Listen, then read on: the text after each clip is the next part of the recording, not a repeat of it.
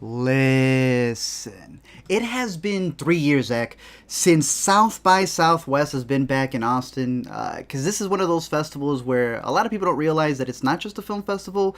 It's one of those that goes through film, it goes through comedy, there is a music festival going on. There's so many things happening at South by that in 2020, which was the last year that they were ready to like get it prepped, we had gone to Sundance, probably got every bug possible, and things started shutting down. They had to think, are we going to have all these things running at the same time with, like, what is it, probably thousands upon thousands of people? It happens during spring break. Mardi Gras ending. It's really close to New Orleans. On top of that, it's St. Patty's Day towards it, and they decided to cancel it. It was one of the first big festivals that had canceled and pivoted over to kind of like a hybrid of online. By 2021, I think they had a better online experience that we were able to cover here on Intercut. You can see the whole thing over there. But, dude, it is so good to be back at a festival like this. Now, like I said, there's a multitude of things that happen here. We're going to be covering everything from the film festival. We have so many movies from all the categories. We're going to be going down one by one, all of our favorites, what we thought were the best. Because we always feel with a lot of film festivals, it's cool to approach them from the kind of competition perspective to see which one of these categories kind of produces some of your favorite movies. But we will have this entire letterbox list right down below. So if you want to add some of these to your watch list, anything that interests you, mark it down. Maybe we missed some of these movies. Let us know down in the comments. But there's a lot of movies to go through. But there's also so much that happened at the festival. We had just done Sundance not too long ago. And we really like Sundance because, unlike South by, you don't need an entire pass. Because this really is a privilege to have. You cannot watch anything individually at South by unless you're given or pay for a pass, which means that there is no individual movies, unlike Sundance, unlike TIFF. They did have a virtual festival, but they also did have a lot of movies that could only be seen there. A24 had probably a majority of them, and I think we've been discussing this, that we love virtual festivals, but there's going to come a point where if it's a really big movie, you're going to have to be there, and all the indie movies are going to be cast kind of to the virtual side. Yeah. It's almost going to be like there's tiers to the film festival, and like the stuff that people are really excited for might only happen in person. But then the indie festivals will tell you, those Marvel people taking things away from the theaters. It's kind of the same model happening here, and A24 really knocked it out of the park with a lot of the movies that they had. I know Lionsgate had a couple here. There was a handful of like 12 to 15 movies that could only be seen theatrically at the fest. We tried to catch every single one. Zach was able to do a lot of the stuff remotely as well, so we're going to be going through each one. But being over there, dude, it was crazy. Because they had so much stuff to give away, so many just... That's the whole point of South by. They like making it a party. That's why it was a good thing that they canceled it back in 2020. But they had a bunch of different elements. Dude, they had... Bob Odenkirk was over there giving away hot dogs. He's got this whole Audible book. They're giving away pencils and stuff like that. The Atlanta, with their final season, had this entire trippy house, I guess is what you could call it. So you can see right here, they were giving out stickers. You would like wait in line, and they had this 420 lounge. They gave out these beautiful looking posters right here. You get it right there. You would go in there. It was kind of like a raffle. They had some beans in there. They were not selling, but giving away coffee beans. I never got to win any of the coffee beans. A bunch of people were walking with beans. I know they're not going to grind them, but they had these beautiful giveaways for Atlanta, it was the closing night film, even though it's not a film. But nonetheless, they had probably... It ended up as the audience award winner from the headliners, too, despite, again, not being a film. Beautiful. I mean, good for them, but for the most part, I thought it was really interesting to see a lot of these like pop-up stuff that they had. It's just all a part of the experience, so it doesn't really change much. They also had these straws, bro, and they engraved right in the middle. Atlanta. If you could even see that right there, and they were super tiny, but really cool giveaways. They had a lot of podcast house, which was really interesting because obviously we get emails to like sign up for these type of MCNs. And they promise all these perks. Well, I was in line with people who were assigned to those MCNs as well, but we were still able to get a bunch of the stuff. A lot of it is so goofy that it just like tat Warner Bros. Stuff onto things. They were giving out these Funko Pops for the Batman. And if you check over on Twitter and on the LME, I'm going to break down all the different footage that I got. They had the Batmobile there. They had the Batsuit. The Penguin suit was there. I still can't believe how tiny that Catwoman suit is, but when you compare it to the Batman suit, then you see how Robert Pattinson was able to, I guess, really stand out. I never got that Funko Pop. I went back every single day for that Batman Funko Pop, and I was staring right at him. And they say, come back tomorrow. But I did end up getting, the little Lego. I'm a big Lego guy, so it was cool to see that there. But for the most part, it was a really cool experience to just go down there at the festival. Again, I think Austin's just worth visiting in general. It was really cool to see a lot of the little comedy stuff that they had. They were hosting some of the music stuff online. But I really like the keynotes this year. NFTs, man, they've been really pushing these. I'm always open, Zach. I'm open, and I think you're probably deeper into that whole world, perhaps, than I would. I was able to learn a lot about them. Yeah. I'm skeptical, man. I just don't get it. They're Tell me something I don't know, man, because I mean, I'm no less skeptical, I think, than you are. I just maybe own a couple more NFTs as speculation than you do. But I'm not. I don't like it taking over my film festivals, man. I heard there were people going around offering tequila and it turning out to be just like an NFT. So I don't vibe with all that, man. It's don't mess with the genial vibe at the film festivals. Ever since I got my cereal for Space Jam when they were doing those sponsor, the collaborations, and it said it was going to come with something, and I opened it, like a kid on a Saturday morning and it was a piece of paper that said go to www.whogivesacare to get my NFT prize. That's when I knew that this was taking over. Like, the kids are going to grow up with cereal that doesn't even come with prizes anymore. It's just going to be digital tokens. They talked about equality with these tokens, but then if you didn't have it, you weren't able to get into certain events. They talked about how this is for the little guy and you're able to really protect your stuff. Yet it was the biggest corporations who were pushing these NFTs. Bro, a lot of it kind of seems like an easy way to never give out a water bottle because this costs money. Now you could give out a digital water bottle and save all those gross costs.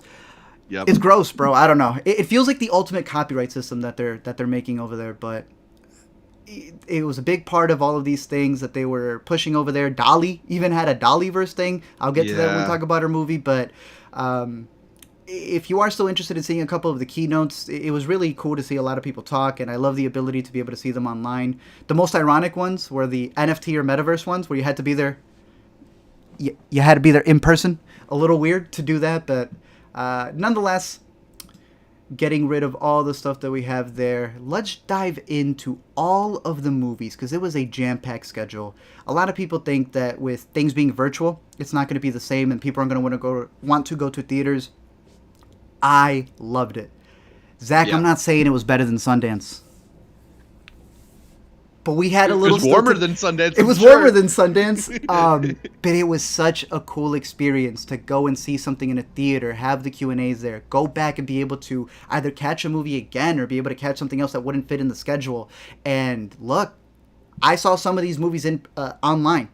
They would have been so much better in person. And some of the movies that I saw in person, they would not have been matched online. But I love this hybrid festival. I know a lot of people are still concerned with like masks and vaccinations, and I guess they did the best they could. And we'll be honest, people were sneezing all over the place. That's not going to change. But when you're seated in a theater with 210 people, that's one thing.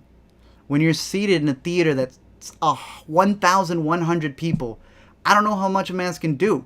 But I'm still always for having a virtual, accessible festival. So I hope that they continue that. I know not every movie's going to be doing it because it all depends on the studio. But for the most part, I thought they did a really good job being able to host the hybrid platform. So let's get into it. We're going to be going down through each category from top to bottom, seeing what movie should end up on your must-watch list. And like I said, all the headliners were in person. So I tried to do my due diligence and catch every single one. And I got to come out with the best of the best. Zach, the Daniels did their thing. The Daniels have returned with Everything, Everywhere, All at Once. One of the standouts of the festival and easily the best headliner. I told Zach that they had one of the best Q&As I've ever seen at a festival. They got hit with that question of, what would you tell a first-time filmmaker? Everybody groaned. And then they proceeded to give one of the best answers, dude. I'm not saying that it's better than one of our favorite movies, which is Swiss Army Man. Man. damn, it's in competition. This can only go up for me. It is a movie that really does live up to its title of Everything Everywhere All at Once. It stars Michelle Yeoh as a she runs a laundromat, and she's dealing with the most existential thing. It's not divorce. It's not her daughter. It's taxes. A lot of the movie deals with her having to face the IRS, but then dealing with this multiverse of what I call the multiverse of madness, mayhem, and motherhood. You could also say the multiverse of madness, hot dogs, and rocks. There is so much that happens in this movie that if it's your first Daniel movie, I think you're going to have a blast with it. I think it goes all over the place, and for many, it may be a little bit too much, but that's what the Daniels is. If you haven't seen the Turn Down for What video, or I saw Zach actually has a playlist of a lot of their stuff. We'll try to link that down below. Yeah. Do yourself a favor. I can recreate that playlist too. Yeah. You have it public. I was watching some of the stuff last night. You have it on multiplex. Yeah, bro. It's a good playlist. I appreciated it. No problem. They're just so creative. And what they're able to do here is go balls to the wall crazy. And it does get a lot. Because I was telling Zach that there was a person who was watching in front of me not vibing for the first hour of this movie. They're like, it's just too much. But it's all done with a purpose. Because when that third act came around, she was almost in tears, bro. This is a movie that I hope people give the chance as it's rolling out theatrically right now. I believe it's limited near you, Zach, and it's going to be opening up a little bit more. Yeah. Look, I know some people were talking about this being kind of... We saw in the chat someone say it was a reel for them being in Marvel. They specifically said, we're not going to second unit it like Marvel does. They got the boy Andy Lee to come in. If you don't know, he was in Marvel. I was doing the math. I think they got the homie to be in this before he did Shang-Chi, because Andy Lee was filming this with Michelle Yeoh before they started production on Shang-Chi. I'm very curious to see how that goes about, because the Daniels' whole outlook for the action scenes in this movie, which are impeccable. It's not just an emotional movie and a crazy movie. The action is what I love to see in a film.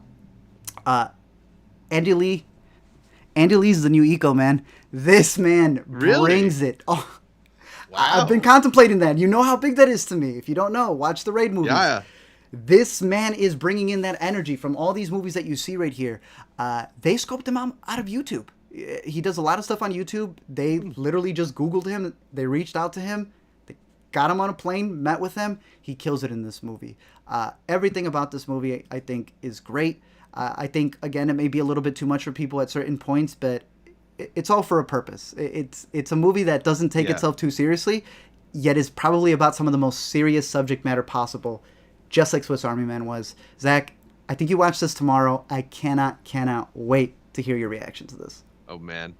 I am very, very excited. You know, that is the reaction that I'm hearing, is that it is a lot of movie. It might be excessive for a lot of people. It is also like 2.5 hours long. If you are somebody who's seen Swiss Army Man, do you feel like this is even more movie than that one was? Did they go like even deeper into that crazy aesthetic of theirs? They said it was every rejected idea that never got made, from music videos to movies, put into this. Oh, man. That's what I love about their approach. You can tell it's like kitchen sink.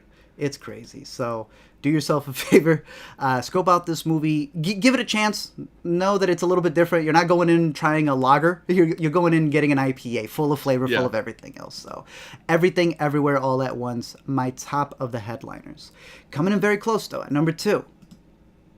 A24's Among Us. Bodies. What a cast, dude. Pretty much this is Mafia. To some people, it's Among Us. To some people, I don't know. What do you call this game? It's a group of girls. Yeah, I usually go Mafia. You go Mafia? Yeah, I'm a Mafia guy as well. I know people have various names for it, but they call it Bodies. You're playing a game. They're stuck in a mansion. They're all these, rich group of people. You have a very fantastic cast here from Rachel Sennett, who I think steals the show, and then Amandla Stenberg, really good. She's also producer on this. Maria Bakalova. It's got 2 movies in the fest. Really killed it in this one. They're stuck during a rainstorm in this really big mansion, and they're playing this game called Bodies, where one of them is the killer, and, they have to stop the game anytime there's a body on the floor. What happens when the bodies start actually being dead?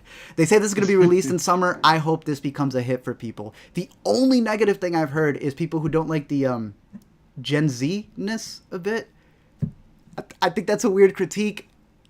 I think that this is a just balls to the wall crazy movie in terms of the dialogue that they have. Not to call it like Shiva Baby, considering Rachel Sennett's in it, but just the snappy dialogue that they have with each other. You also have Pete Davidson in this movie, who I thought was hysterical. He did not appear for the Q&A, but damn, that boy has a crowd. People were wearing his shirts. They were dying to see him in the movie. But no, they brought a lot of energy in this film. Again, it all takes place mostly in one location, and it was really interesting to hear that they lit it themselves. Because a lot of the movies taking place during the rainstorm, they are lighting it with their own cell phone cameras, with their own flashlights, and it becomes this really good script dealing with paranoia, because they're a group of friends who some have been more connected than others. There's no trailer to this. There's barely any images. They claim there's going to be a summer release. I hope people have a really good time with this one. Bodies, bodies, bodies. Very cool. Yeah, I'm super excited for that one. Not just because of the cast, but it does seem like it's got a pretty fun way into the idea. You know, it's a relatable in a weird way because we've played that game, even though it's not necessarily such a deadly version of it. Dude, and there's some good podcast jokes. There's some really good podcast lines.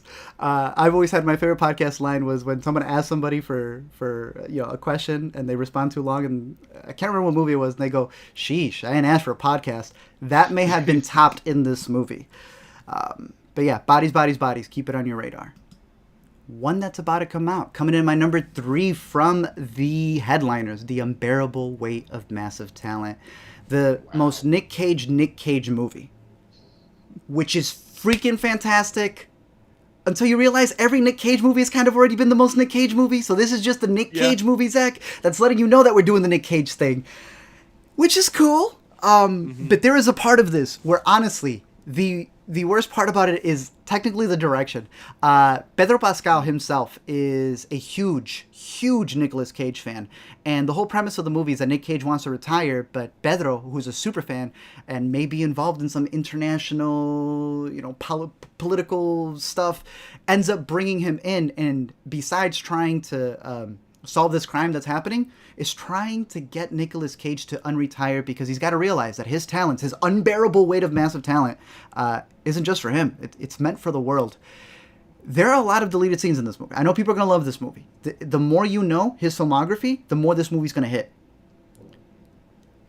It does a lot of big Nick Cage stuff, but we needed the soft Nick Cage. And in the Q&A, he came out and he said the same thing. He said there was a lot of moments that got cut from the movie that was the reason why he signed on to begin with. These little slow elements where he's reenacting some of his favorite movies, and they were just cut. Nah, bro, you got to keep them in there. Yeah, a little bit too much Bad Lieutenant, a little too little Leaving Las Vegas. Yes, and I think that in those down moments, it would have really hyped up the moments where he goes super crazy. There's a lot of surprises in this. There's a lot of callbacks, and I really do love it. And I'm hoping on a rewatch, I enjoy it even more, especially catching the little references. But I want to see those deleted scenes. It was crazy to hear that Pedro and Nick were telling the director, like, how could you keep this movie out? How could you keep this? He's like, oh, I completely forgot about that. And I'm like, bro, come on. And there's a lot of direction for a lot of the side characters where it feels too by the numbers. The director had, I think he's only done The Awkward Moment. Yeah, so not exactly like a visually dynamic filmmaker. The idea, the script, all the concept, it's all there. He does his best. But I think keeping a lot of the stuff that Nick had pitched in a Nick Cage movie about Nick Cage, I think would have been the smart idea. Nonetheless, a lot of people aren't going to care about that. It's everything you want in a Nick Cage movie blended into one. It was fantastic. I loved it. I can't wait to see those deleted scenes. Unbearable Weight of Massive Talent, I think comes out in April. Definitely a theatrical movie to see. Wrapping up our final 2 movies that were at the fest. This one you actually got to see. A Netflix movie that's being released that is linked later, going back to his rotoscope, but has told everybody, no, it's not the same as Scanner Darkly. No, it's not the same as, what's the other one that he did as well? That kind of... Waking Life? Okay. Yeah. He claims it's different. It looks the same, just even nicer to me, but Zach, I think you got to catch this one because they were able to roll out some Netflix links. This should be theatrical, but it's coming out on Netflix April 1st. Talk about it. Yeah, it'll be out pretty soon. I thought it was a pretty interesting Linklater film because it's very much in that kind of vibesy mold that I think a lot of his films get. That stuff like what is it, Fast Times, or is he the other one? I'm always dazed and confused. It's actually Dazed and Confused. That's him. Or Boyhood or Before Sunrise. In that sometimes they feel a little bit plotless and more about just like spending time with those characters. Yes, I sir. felt that in a big way from this one. It's it has this whole thrust of the plot of this idea of a kid being recruited into the Apollo space program. To me, that was not any of the stuff that I was really responded to in the movie. I just thought it was really cool to get this sort of like nostalgia-driven look at what childhood was like in the 60s. Like, I feel like it's Linklater going through his memories and just trying to recreate various moments from his life. It's all these like little minor things and these forgotten moments that feel like precious in a way when assembled like this. And when I was watching it, it is a little bit slow because there is a lack of that like narrative thrust, but there are all these very charming things that ultimately made me kind of really enjoy it. So, I don't know. It's a mixed bag, but I thought it was really delightful. Yeah. To go even further, what you said, because he takes a whole tangent from that whole bit about a kid who gets thrust into the Apollo 10.5 program because they made it too small. Dude, some people were walking out of theater calling it revisionist history. I'm like, no, I don't think a kid actually went to the moon. That would be the fantastical element of it.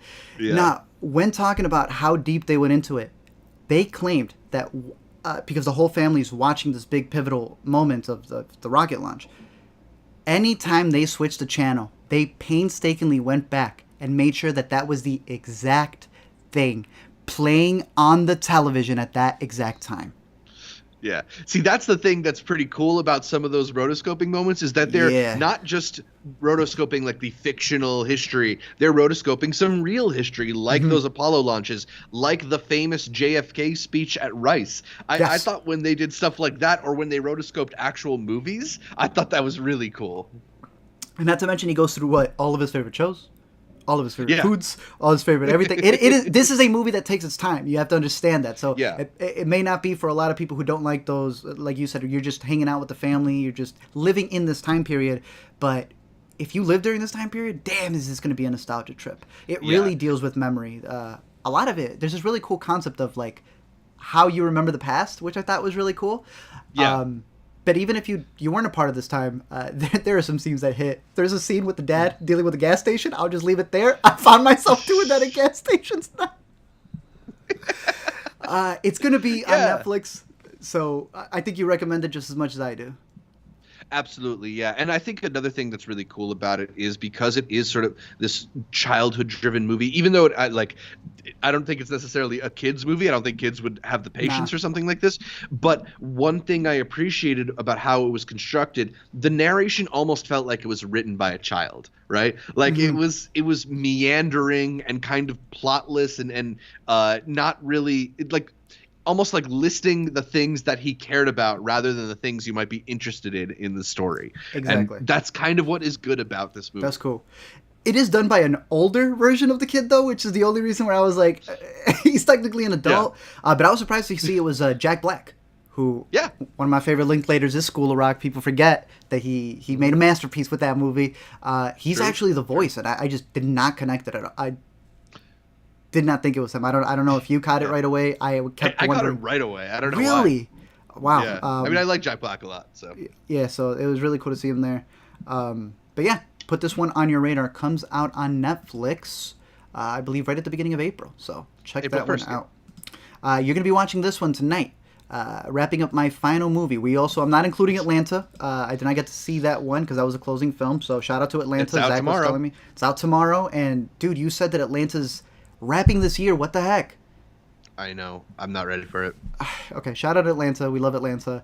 Lost City of D. You'll be watching this tonight, so I'll keep it short. It's a good little rental. This is a movie where they shot over in the Dominican Republic. Nice banter between the two. I didn't know that Channing Tatum wasn't supposed to be in the movie, and it was supposed to be Ryan Reynolds. I'm a little Ryan Reynolds out. So Channing, you know, he just had a top 5 movie with Dog, and now he's over here doing what Channing does best. It's a cool little adventure where they go out into the woods about a book writer and the model who does the book covers getting lost because evil Harry Potter has decided that he wants her to decode the map to the lost city of D. It's not bad, bro. It's cute. It's funny. It's nice. Yeah. I love Sandra Bullock, and honestly, my biggest review for this was I got to see Sandy live, and that's all I care about, bro. She's retiring. She said she's taking a break. I might give it another half just so she can come back, but right. I'm gonna miss her, dude. I love Sandra Bullock. So I think from the vibe of the trailer, you get a pretty clear picture for the tone that the movie is striking. And like I've seen a lot of people respond to the trailer saying this looks terrible, and then I've seen a lot of people respond to the trailer saying this looks great. Do you feel like it's well represented by its trailer at least?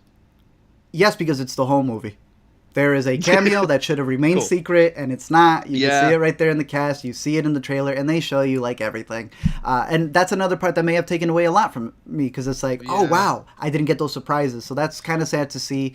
You'll even notice they play off the name The Lost City. If this movie used to be called The Lost City of D, and now it's just The Lost City. It's a joke they make in the movie, and ironically, it's a joke that they apply to themselves. You'll see it when you see it, but it's a cute little adventure. It's not a great movie, but it's a fun movie, I guess. Yeah. Leave it there. I heard the girl Patty is funny in it. Alina and I went through her IMDb, bro. Let's talk about it. Let's talk about it. This is her first big feature. Like, I mean, I guess A Simple Favor. She was the lead in Together. I don't count the voice acting. Lost City of D will be her front and center as the assistant, who has some of the best jokes, I felt. So I'm very excited for people to finally have her on the radar. So yeah, thank you for pointing that out. Yeah. She'll blow up for sure.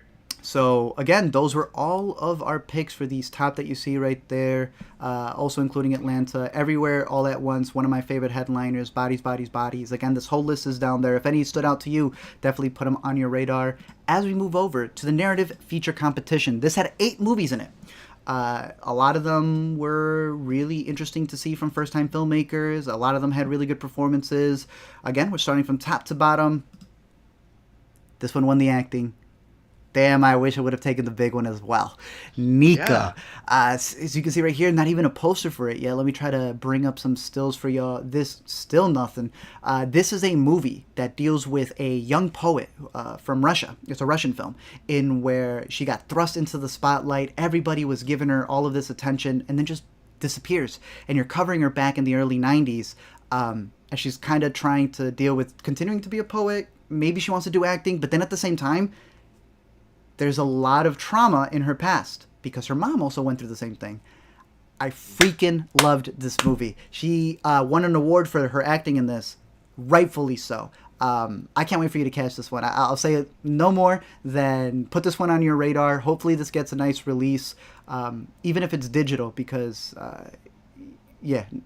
very good movie, very good performances, and I don't want to spoil anything else because the third act just takes you for a loop. But it's based off a true story as well, so I'm very curious to look back on just her real life story and everything that came with that. Nika. Nice. Yeah, another buddy of mine, Isaac Feldberg, mentioned that this was the best movie he saw at South by Southwest. So I'm really excited that both of you responded so strongly to it. Good performances from everyone around as well. So another one that deals with childhood trauma, memory, and just anchored by some really good performances, man. The one that won the big award last year, you had Cooper Raiff coming in and taking it all, starring and directing in the movie, and now you have another individual coming in, starring and directing in his movie. I Love My Dad. It comes from James, I'm trying to see his name over here, Morosini. He was originally making this movie because he himself experienced a moment where his dad texted him, didn't get a response, and the father decided to not catfish his son, but create an alternate profile on Facebook because he was blocked, where he pretended to be a girl who he then fell in love with. The dad claims this isn't a true story. The son said, "Dad, yes it is," and made a feature film out of it that is now playing at South by and won the biggest award. Zach, you were really anticipating this movie. Mm-hmm. It is... Got my boy Patton. It is the cringiest dad joke as a feature film. and it makes you squirm, but it's really good. Or I'll say it's pretty good. They have really interesting elements with it because he's having this whole conversation with his dad, but he doesn't know it. He thinks it's the girl, where I really like how they played off the texting, the idea that you're not just texting somebody and it comes off very boring. When you're texting somebody, you're imagining something in your mind, and they do a fantastic job bringing that to life. Obviously, the twists and turns are intriguing. They make you kind of squirm a bit because he's really creating a relationship with this girl. But I can't wait for you to catch this one because it won the big award. He seems to have also won the audience award as well. I Love My Dad. My second favorite out of the narrative competition. Very cool. You had your boy Patton on there. I had this one on my radar because I think Jim Gaffigan is a pretty good comedian. And while this was pitched as a comedy, it was also pitched a little bit as a drama. He is playing a sort of Bill Nye character in this movie where he's really into space. Oh. May have the opportunity to go into space. I'm going to keep this so brief, Zach. This is a movie that I want to rewatch immediately because the ending makes you reframe the entire film. Colin West, you made a charming movie, but you've had this movie stuck in my head for a minute, bro. There are movies I want to compare this to, but it will spoil the movie. Put this on your radar, bro. Linoleum. Okay. Yeah, I was disappointed that we didn't get or I didn't get to catch this one. Yeah, at least. I think you would have enjoyed this one. Again, between Nika and honestly, on a rewatch, Linoleum may even be higher for me than I Love My Dad. But I thought it was a very charming film. Don't want to say much to it because I do very little going in other than that he played a sort of Bill Nye character and right. Very charming. You did catch this next one, which I believe won an acting award as well, or even exceptional filmmaking. It Is In Us All. Yeah. This is sort of like a more low-key, restrained drama about a man who from London who goes to visit the homeland of his mother and then ends up in a car crash that kills a teenage boy and almost kills him. And it kind of ends up being about him processing his grief, not just from this accident, but also from his childhood and of his mother and, this exploration of identity and where you belong and where you feel home. But it does it in this very kind of dour, bleak tone. It's very tightly wound the whole time. And I think the performance from Cosmo Jarvis is kind of like, his character is like on the edge of tears, but never will let them actually flow. I feel like in this movie, ultimately, I just didn't really think it added up to much for me. I thought it was kind of a mood piece, but a mood that I didn't really feel much of a response to, especially after a while. Like I wanted it to go more places than it ultimately did, and I wasn't that interested in the characters that it was presenting. I'm curious to revisit this one, mainly because I agree with you. I just been so used to all the brooding performances we've been getting on the big screen and everything that I was just like, oh, we got another brooding one.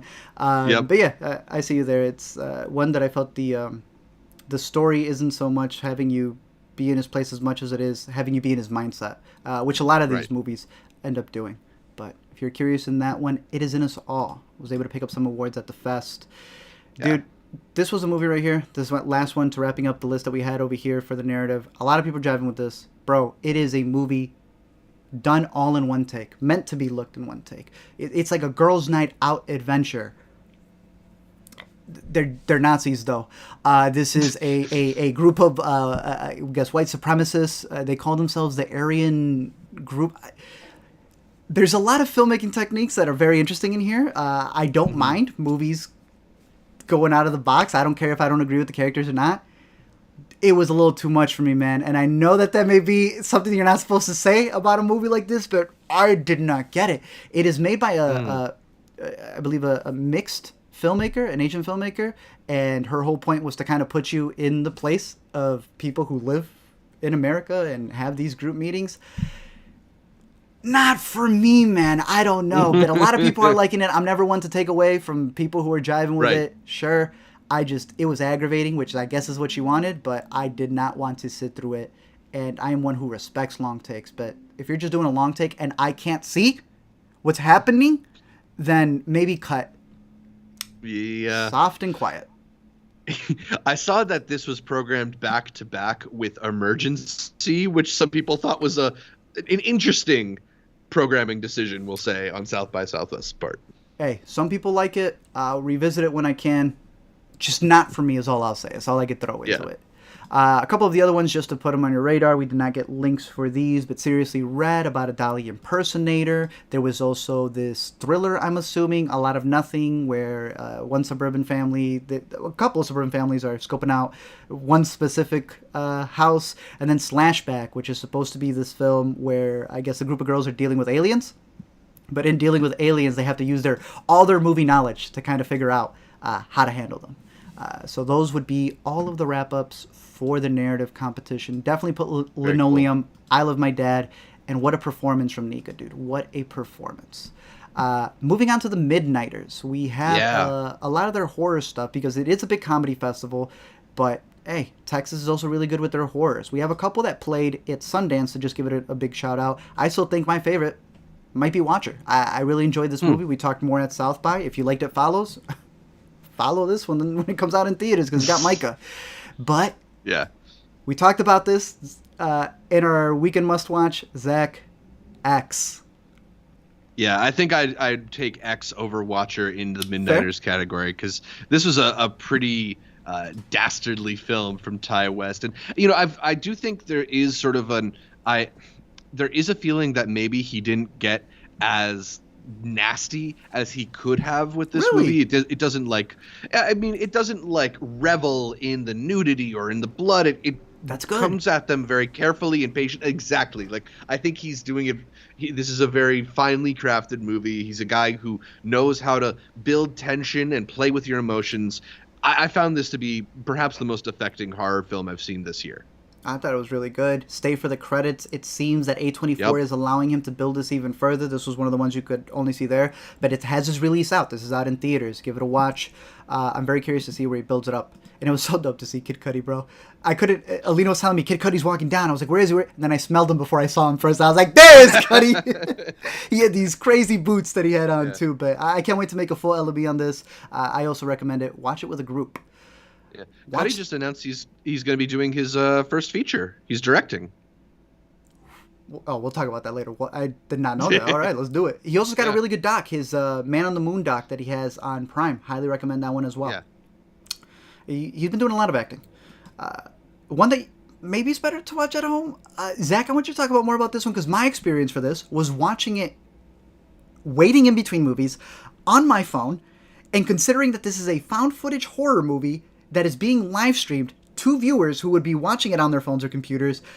I had a very surreal kind of experience with this, but I want to catch it again because the amount of detail that's put into the live streams chat that you see throughout, I thought was really cool. I'm a big found footage person. You got to see this, I think, twice? Yeah, well, that's one of the cool things about when you do have a virtual festival is I watched it, and Caitlin was asleep when I was watching it, but I figured she would enjoy it because she's into this kind of horror thing, so we ran it back, and yeah, it was delightful both times. My biggest point of comparison, I would say, for Deadstream is another movie we've talked about plenty on Intercut, Spree, the one starring Joe Keery, where he plays like sort of an Uber driver who live streams his rides, and then he goes on a killing spree. This one is sort of a different flip on that in that it stars this guy who's like known for prank videos and stuff like that, deciding to stream his night inside of a haunted house. And I think it does a really cool job of playing with familiar elements of the live stream format and interacting with the chat. And, I think this movie does a couple cool things where his story will change based on information he's being fed from his chat, which is a very fun way to do your exposition. That's so cool. But it also allows them to do a lot of really clever filmmaking things in terms of the pacing of things. There's a really interesting technique they do where he puts motion sensitive cameras around the house, and the way that it plays into the editing of the film I think is one of those subtly extremely effective methods of building suspense and tension.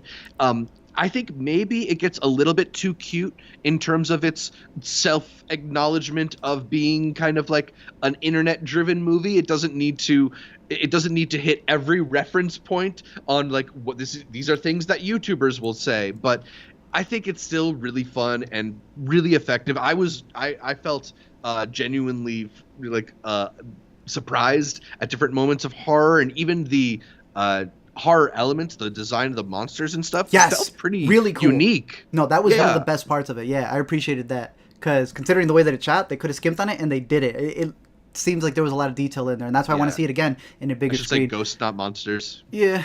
But yeah, overall, I thought it was really cool to see another found footage movie. Big fan of the genre, and it was really cool that they're a duo. He's in it. They both wrote and directed it together, so shout out to that. Always a big fan of seeing that. To wrap up these last two, we also had another movie that dealt with influencers, taking it to the next level in a horror element with Sissy, a movie about two friends who are catching up together after a long time of not being together, but she's become an influencer. An influencer who pushes mental health.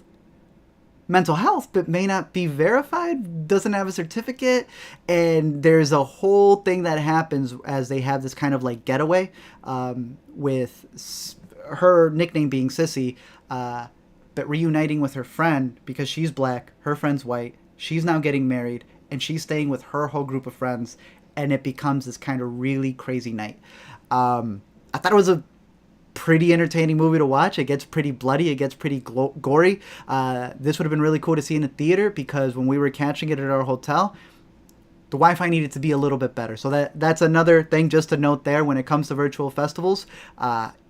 You want to make sure you have a good Wi-Fi when it comes to it. But I'm looking forward to catching this one again, because the colors in this are fantastic. It is drenched in these really good purples and reds.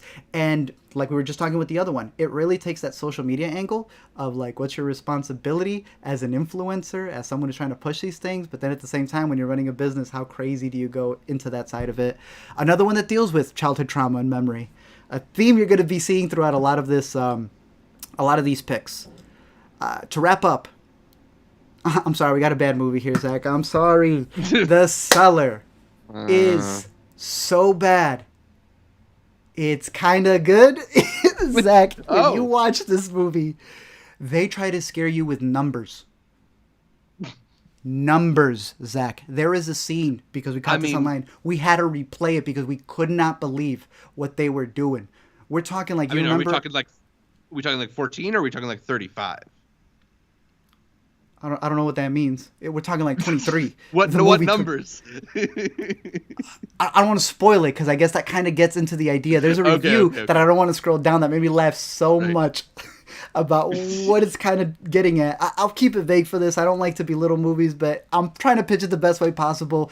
It's so funny. They do this moment where it's kind of, if you remember that last Star Wars movie where Rey walks and kind of just like magically puts the compass where it needs to be. They have a moment like that in this movie, and they try to play it so seriously, and it's so funny. The Cellar. It should be out on VOD. Hopefully it gets a little Shudder release. If it's on your radar. April 15th. There you go. A couple of movies to wrap up over here in the horror. We were really looking forward to Bitch Ass, just off of the name alone. I didn't even know Tony Todd was in it, because he's not even there in the cast. They told me he was narrating it. This is on my radar. It looks to be nothing too profound, but nonetheless, I'm kind of looking forward to it. Yeah. No Looking Back was a movie that is from Russia, and they had no virtual screenings, and I was not going to be able to make it to a screening there, so we didn't get to see this one. Seems to be kind of fun, I guess. And this one I was actually kind of sad that I missed. Hypochondriac. It ended up expiring, so we did not get to see it, about a young Latin film, not a filmmaker, but I think he's just a guy who's like dealing with hypochondriac feelings. It may all be in his mind, it may not be. I heard it was a really good paranoid thriller, as you can see there. Very divided between some people who connected, some people who didn't. So I like movies, especially horror movies that kind of have a split. So I'm looking forward to that one right there. But that kind of wraps up all the ones that we have there. I don't know if we were getting any stuff from the chat as well. About any picks that they may had. I know some people said that they saw us in line. Yo, if you ever see me in line in a movie theater, if you ever see me in line at a film festival, any of that stuff, say hi. always looking forward to talking to people from different film festivals, because I also like getting picks. Some of these movies weren't on my radar until I talked to some people, and then I was able to catch them. So, say hi, but also be cool. Thank you, Zach. Yes, that too. Moving on to the narrative spotlight. So I boot this back up over here. The narrative spotlight is interesting because unlike Sundance, their spotlight is movies that are played at other festivals. Right. For South by, they're like, no, those are our festival favorites. Our spotlight should be for little tiny movies. So let's go through these pretty quickly, because I think even the best one I thought was a pretty good, decent rental. Really looking forward to catching Rita Moreno for the prank, bro. Everybody was there. Keith David, Meredith from The Office, Norita, and this is her movie. She's EP. Oh. It's a decent movie. They were trying to pitch this as a like hybrid film. It's a comedy thriller. Pretty much, you have this teacher who's so strict that when it comes to a missing student, they try to pin it on her. I'll leave it there. I wish that it was edited a little bit more sparsely, because there are some jokes with a couple of extra seconds would have hit better. There are some banters that some people have where I felt they could have stayed on them a little bit more. But the director did do a previous South by movie called Golden Arm, which I thought was pretty decently funny. So if you're a fan of this one, put this one on your radar as well. Nice little comedy thriller. Cool to see Rita go very menacing for this movie, I'll say that. Then we had Pretty Problems. This was a movie that I'm not sure if you were able to catch or not, where you have a person who works at a store befriending a very rich person. They go on a retreat, and it's her trying to really befriend this rich person, thinking she might get more out of them, maybe not realizing that the rich people are kind of, I don't know, using them as entertainment. A lot of funny jokes, a lot of banter between the characters, especially as they're, drinking wine and doing all these crazy stuff. Decent little rented if you wanted a nice comedy. Pirates. Yo, speaking of saying hi to people, these boys, bro, they were at every screening that I was in. They were in line. We were eating at the same restaurants. They were just chilling. And this movie is that. It's three dudes who are trying to make it to a concert right at New Year's Eve. It takes place in 1999. And a majority of the movie, the best part of the movie, is just seeing dudes chill. They're in the car, they play a song, and they play the song, bro. They are just vibing. If you've ever been into the YouTube scene of like music reaction videos where an album drops and the boys just play it as they react to it for the first time, that's the vibe this movie gives off. Obviously, they have their own little adventures, trying to impress a girl, trying to make it in time to the events. But Pirates, this is one that Alina was watching thoroughly, and I would just see it, I'm like, yo, they vibing again? So I can't wait to catch this one fully. I was catching another movie, which was also in the competition, Me, Little Me. This is what I like to see in Spotlight. This is a movie that is very personal to the director. Pretty much, again, I apologize for not having an image here, but I can't be PR. Me, Little Me is a nice little film in where you're following a woman who has a... I don't want to call it... She has a history. She has a condition, I guess. And with that, she's struggling to make it in the workplace where they're completely set on like having the dudes always pitch the ideas. But then when she goes back home, she's also feeling that there's a lot of family trauma, so she can't fit in there as well. So it's a nice little character study that I knew the director was holding close to her heart. I wish I had an image to show you, but still a nice little drama there. Cool. To Leslie, a movie that has a fantastic performance by the always great Andrea Riseborough. But the first half is just yelling. We kept playing with the volume at the hotel because we felt someone was going to come knock. Look, it's her playing this mother who ends up winning the jackpot just to waste it all. Oh, man. And it's her trying to like recuperate with the town that kind of has thrown her to the side.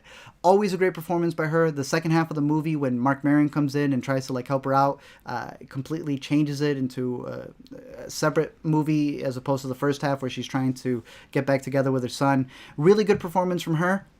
The movie's just okay in my opinion. It gets very, I don't want to call it melodramatic, but it really wallows sometimes in the, I threw it all away element of it. But I love Andrea. Always looking out for another performance from her. Stay the Night. A lot of people were calling this the Before series.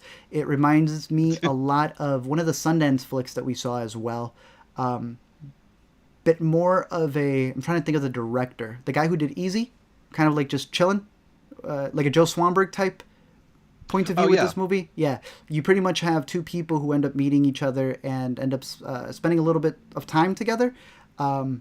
And then taking that one night stand and just learning from each other. It's that type of movie, just a before sunrise type of film where two individuals get to discuss each other. And I believe it took place in Toronto, if I'm not mistaken. So shout out to Canada. Would you prefer this or another South by Southwest alum that's got like clear before sunrise inspiration? Shithouse. Shithouse. Yeah. Yeah, just a little bit. It's not bad, but it's just you're decent, like two characters getting to know each other, and then with a really cute little ending. But I did not get to see this one. I saw a short dealing with a cow, but I did not get to see the feature dealing with a cow. Zach, people have been hyping this up as having a crazy twist, but also maybe not delivering. Yeah. Tell me. Yeah, this is the Winona Ryder starring thriller called The Cow. You got some interesting members in the cast, too. I like John Gallagher Jr. here. Dermot Mulroney also shows up. It's kind of trying to do sort of like a non-linear thriller thing where you see some things happen and then it flashes back and it changes your perception of all the things that you saw in the previous scene. And I like those. In a way, yeah, like it's kind of a cool structure, but I felt like there just wasn't enough there in terms of like what the twists were or making them make sense in terms of how the characters acted. It was just a little bit like, I don't know, slow moving and felt like it forecasted its turns a little bit too much to be exciting and surprising. Okay. I don't know. It was maybe just missing a little bit something to really be like a satisfying thriller. It was okay. It's kind of like a stream it maybe, but not something I would go out of my way for. Feel you. Kind of felt the same for this next one, wrapping up the list of what we saw in this. Yeah. Spin me around. Unfortunately. Tell me. So am I wrong? Was that motorcycle shot just not in the movie? So this was the big debate. One, yes. Let's get this out of the way. If you're the stars of the movie, please show up to the premiere. Two, especially at South by. Especially at South by. If you're gonna show something like this and that be the still, and then we never get to see y'all on the scooter, everyone kept talking about that. So then when y'all saw it, I said, did y'all catch the scooter? You said that maybe it might have been in the background. I can confirm. Release the scooter cut. There is no scooter. When they're wearing that clothes, there is no scooter. This is a movie about like an Olive Garden type chain where Bree gets to get sent over to Italy, and then she gets to meet this really rich guy who runs it, but ends up befriending and having a relationship with Aubrey Plaza. They're always cute. Mm-hmm. The movie's fine. Yeah, the thing is, like, it has this sort of like interesting setup for a potentially like you're spinning down the rabbit hole, or like you uncovered some big conspiracy type of movie, and it like makes allusions to trying to be kind of like that. And I feel like ultimately the point of the movie is that like things don't always appear what they are, and like part of the whole point of the movie is like being underwhelmed, but in effect that makes you as a viewer feel underwhelmed. I thought this whole thing was pretty pointless. There's scenes in it that I thought were really fun. Like I will just watch Aubrey Plaza taking Alison Brie out on the town in Italy anytime. That's fine. But like to what point? Like where are we going? What are we doing here? And at some points you're right. They take you somewhere else and they're like, could this be something? Well, it's this. And that's it. That's all it is. And I'm like, okay. Again, this is one where I could see it being on Hulu. I could see this being on Netflix. Just something that you could put on the background and just, kick back and just enjoy them. Not even riding around in the scooter. But hopefully they released that by then. To wrap up some of the other ones that we did not get links for would be Millie Lies Low. This one looked pretty interesting to me. It's supposed to be a woman having a panic attack, I think in New York, and you're kind of like following her. I heard some good things about this one. And Lover Beloved, an interesting little movie about like a one-man show type thing, or one-woman show, as she's kind of going back through her history. I don't know too much of her, but I know that some people who are fans of her thought it was shot pretty well. So Those are the movies from the Narrative Spotlight competition. As I was saying, festival favorites is a little bit of a different thing. I'll go through some of the ones that we just saw at Sundance that were able to be played here. Love Fire of Love. Check that one out. We loved Descendant. Definitely check that one out. Fantastic. And Aftershock. It had probably all of us practically damn near tears. All of these, I believe, have been picked up. Definitely put those on your radar. Obviously, Emergency, Master, which is out now.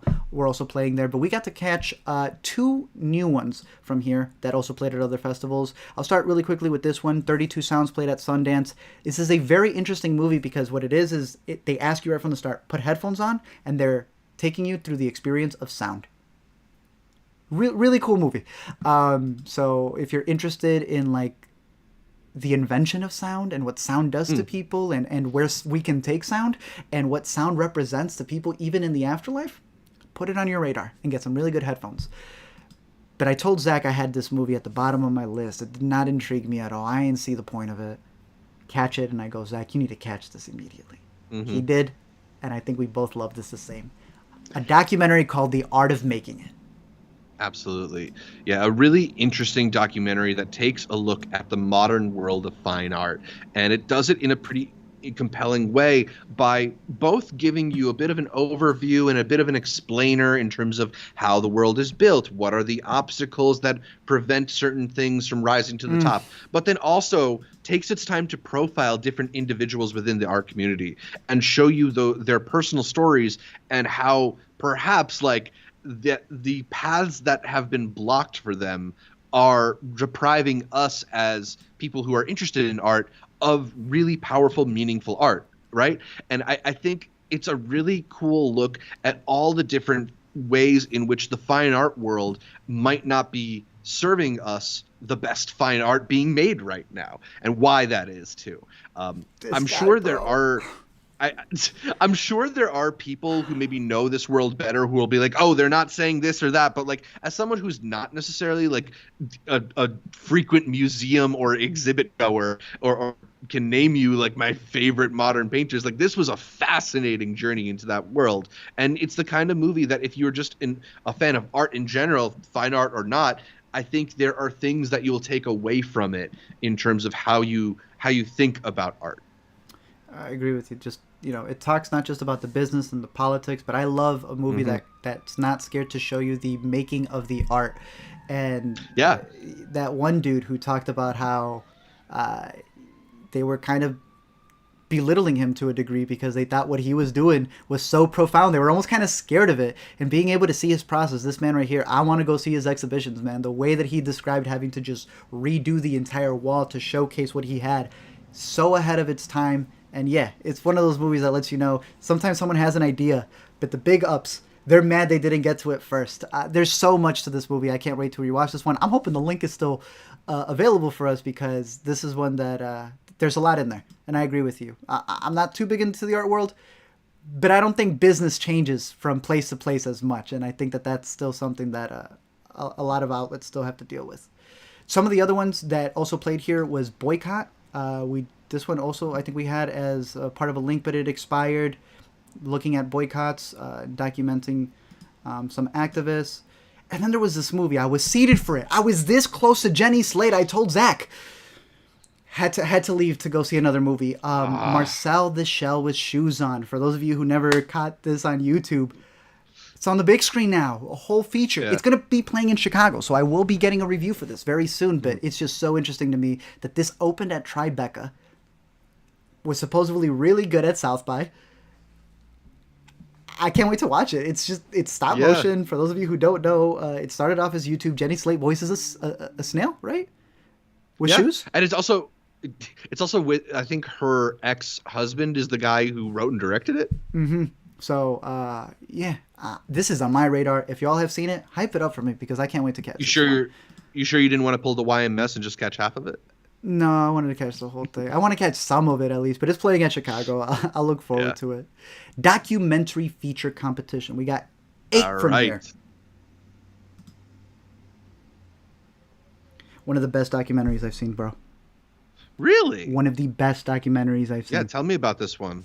I thought this was the making of the Pez people. No, the it's Pez Outlaw. It's the guy who screwed over the Pez Corporation. Ooh. And how they tried to get him, but they couldn't play his game. I don't want to tell you any more of this. Please let me have a still here, bro. This won an award in where the guy who's telling you the entire story, which is not just the story of this little guy, the way that he pitches himself is, do you remember when we were just talking about cereal, when the cereal box tells you only one per household for like submissions? Right. He goes, that's because of me. This man was collecting everything possible, and it's once he found the Pez collectibles that he took it to a whole other level. It's also a very emotional story about him and his wife, just about him and his upbringing, but just the corporate side and international stuff that happened with these imports. Insane. Pez Outlaw, if this isn't on your radar, please put it on your radar, because the way that they do these reenactments also won them a special jury award for an actor in a documentary. I've been seeing several documentaries that give writing credits, several documentaries that do have these actors in it. This knocked it out of the park. I absolutely loved the Pez Outlaw. Put it on your radar. Top doc for me, bro. Top doc. Awesome. Another one that I think I enjoyed a little bit more than you, he is a character, is the dude who is behind some of the craziest VFX in history, from Terminator to Jurassic Park.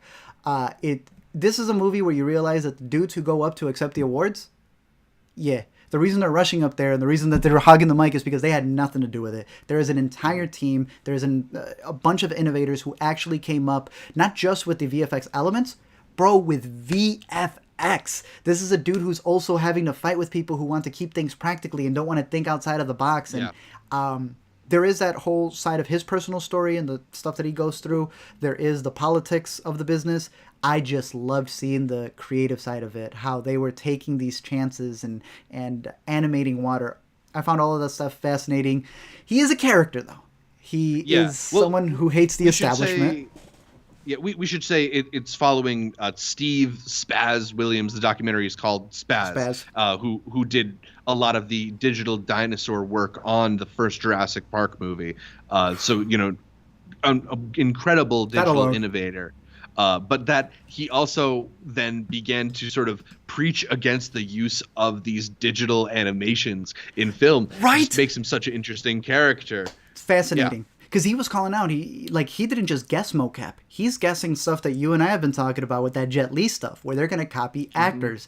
And it was interesting seeing people come up to him and be like, I am a lawyer for these deceased actors, and you will not use them. And he's like, bro, look, I know I took the practical people's job. Someone will take my job. I'm just telling you that the world moves forward, and this is what's going to happen.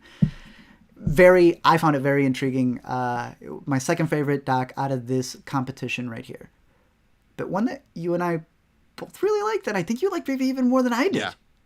Bad Axe. I think I might have, I think this is a really fascinating documentary. It's a real-time portrait of an Asian American family running a Cambodian restaurant in a town in Michigan called Bad Axe, which is a bit rural and a bit more conservative leaning. So, and 2020 obviously was this tumultuous time, not just because of COVID becoming a thing and forcing places into lockdown, particularly places like restaurants that really struggled to get by through the pandemic, but it inflamed all these different tensions, whether they're like racial tensions or political tensions leading up to the 2020 election. And I think it was just such a volatile time personally, mixed with being such a bizarre moment in history where people were staying home and changing their routines and stuff like that. And what I loved about Bad Axe is that this documentary, more than any film I've seen yet, depicted what it felt like to live through that year, depicted the mix of personal conflict and outer conflict that you have to balance just as like an American or human being, right? And the way in which it's both like you're trying to make sure your immediate bubble is okay, but also you are trying to be part of the larger collective, the world around, the community around you, the town around you, whatever it is. I thought this film got at that really fascinatingly. It also was centered on this really amazing family full of just very interesting to watch characters, people who have fascinating stories, and just seeing their ups and downs. I was really moved by it. You know, I don't like this documentary as much as one of my other favorites that I want to mention, but just in terms of the way that it balanced kind of being an effective film and being very personal, this kind of gave me reminded me at least a little bit of Minding the Gap. Interesting. Okay. I mean, there is, like you were saying, the idea that it's obviously very politically charged. I think, you know, it's worth it because you said the way it encapsulates that time, but you also have a family who's like willing to serve people who came in completely the opposite of their beliefs. But the moment it changes, people can't grasp that. And you know, I've always been one where whether you agree with somebody or not, politics aren't just politics when you don't agree with it. Like, people are very political, but they don't see it as politics because it's, to them, it's truth. And it's very, I think it does a very interesting look at that people don't realize they're being political by wearing something, but the moment someone wears something else, then it's political. But the best part of the movie is that relationship. Every scene with the dad and the daughter, with what the daughter's going through, but then where the dad came from, as you can read it right there, him coming from the Cambodian fields, and then having to deal with what was happening in 2020. Yeah, it's directed, filmed by their son David. This one was not on the top of my radar, and I could say it stood out to me a lot. Bad Axe, put that on your radar as well. I think even with a rewatch, when I was discussing it, I know I have Spaz somewhere a little at a 3.5. I might put it up even more, but yeah, Pez Outlaw, Spaz, Bad Axe, a really good run of docs that we had here. We have a couple more that didn't stand out as much. Clean. Very intriguing premise.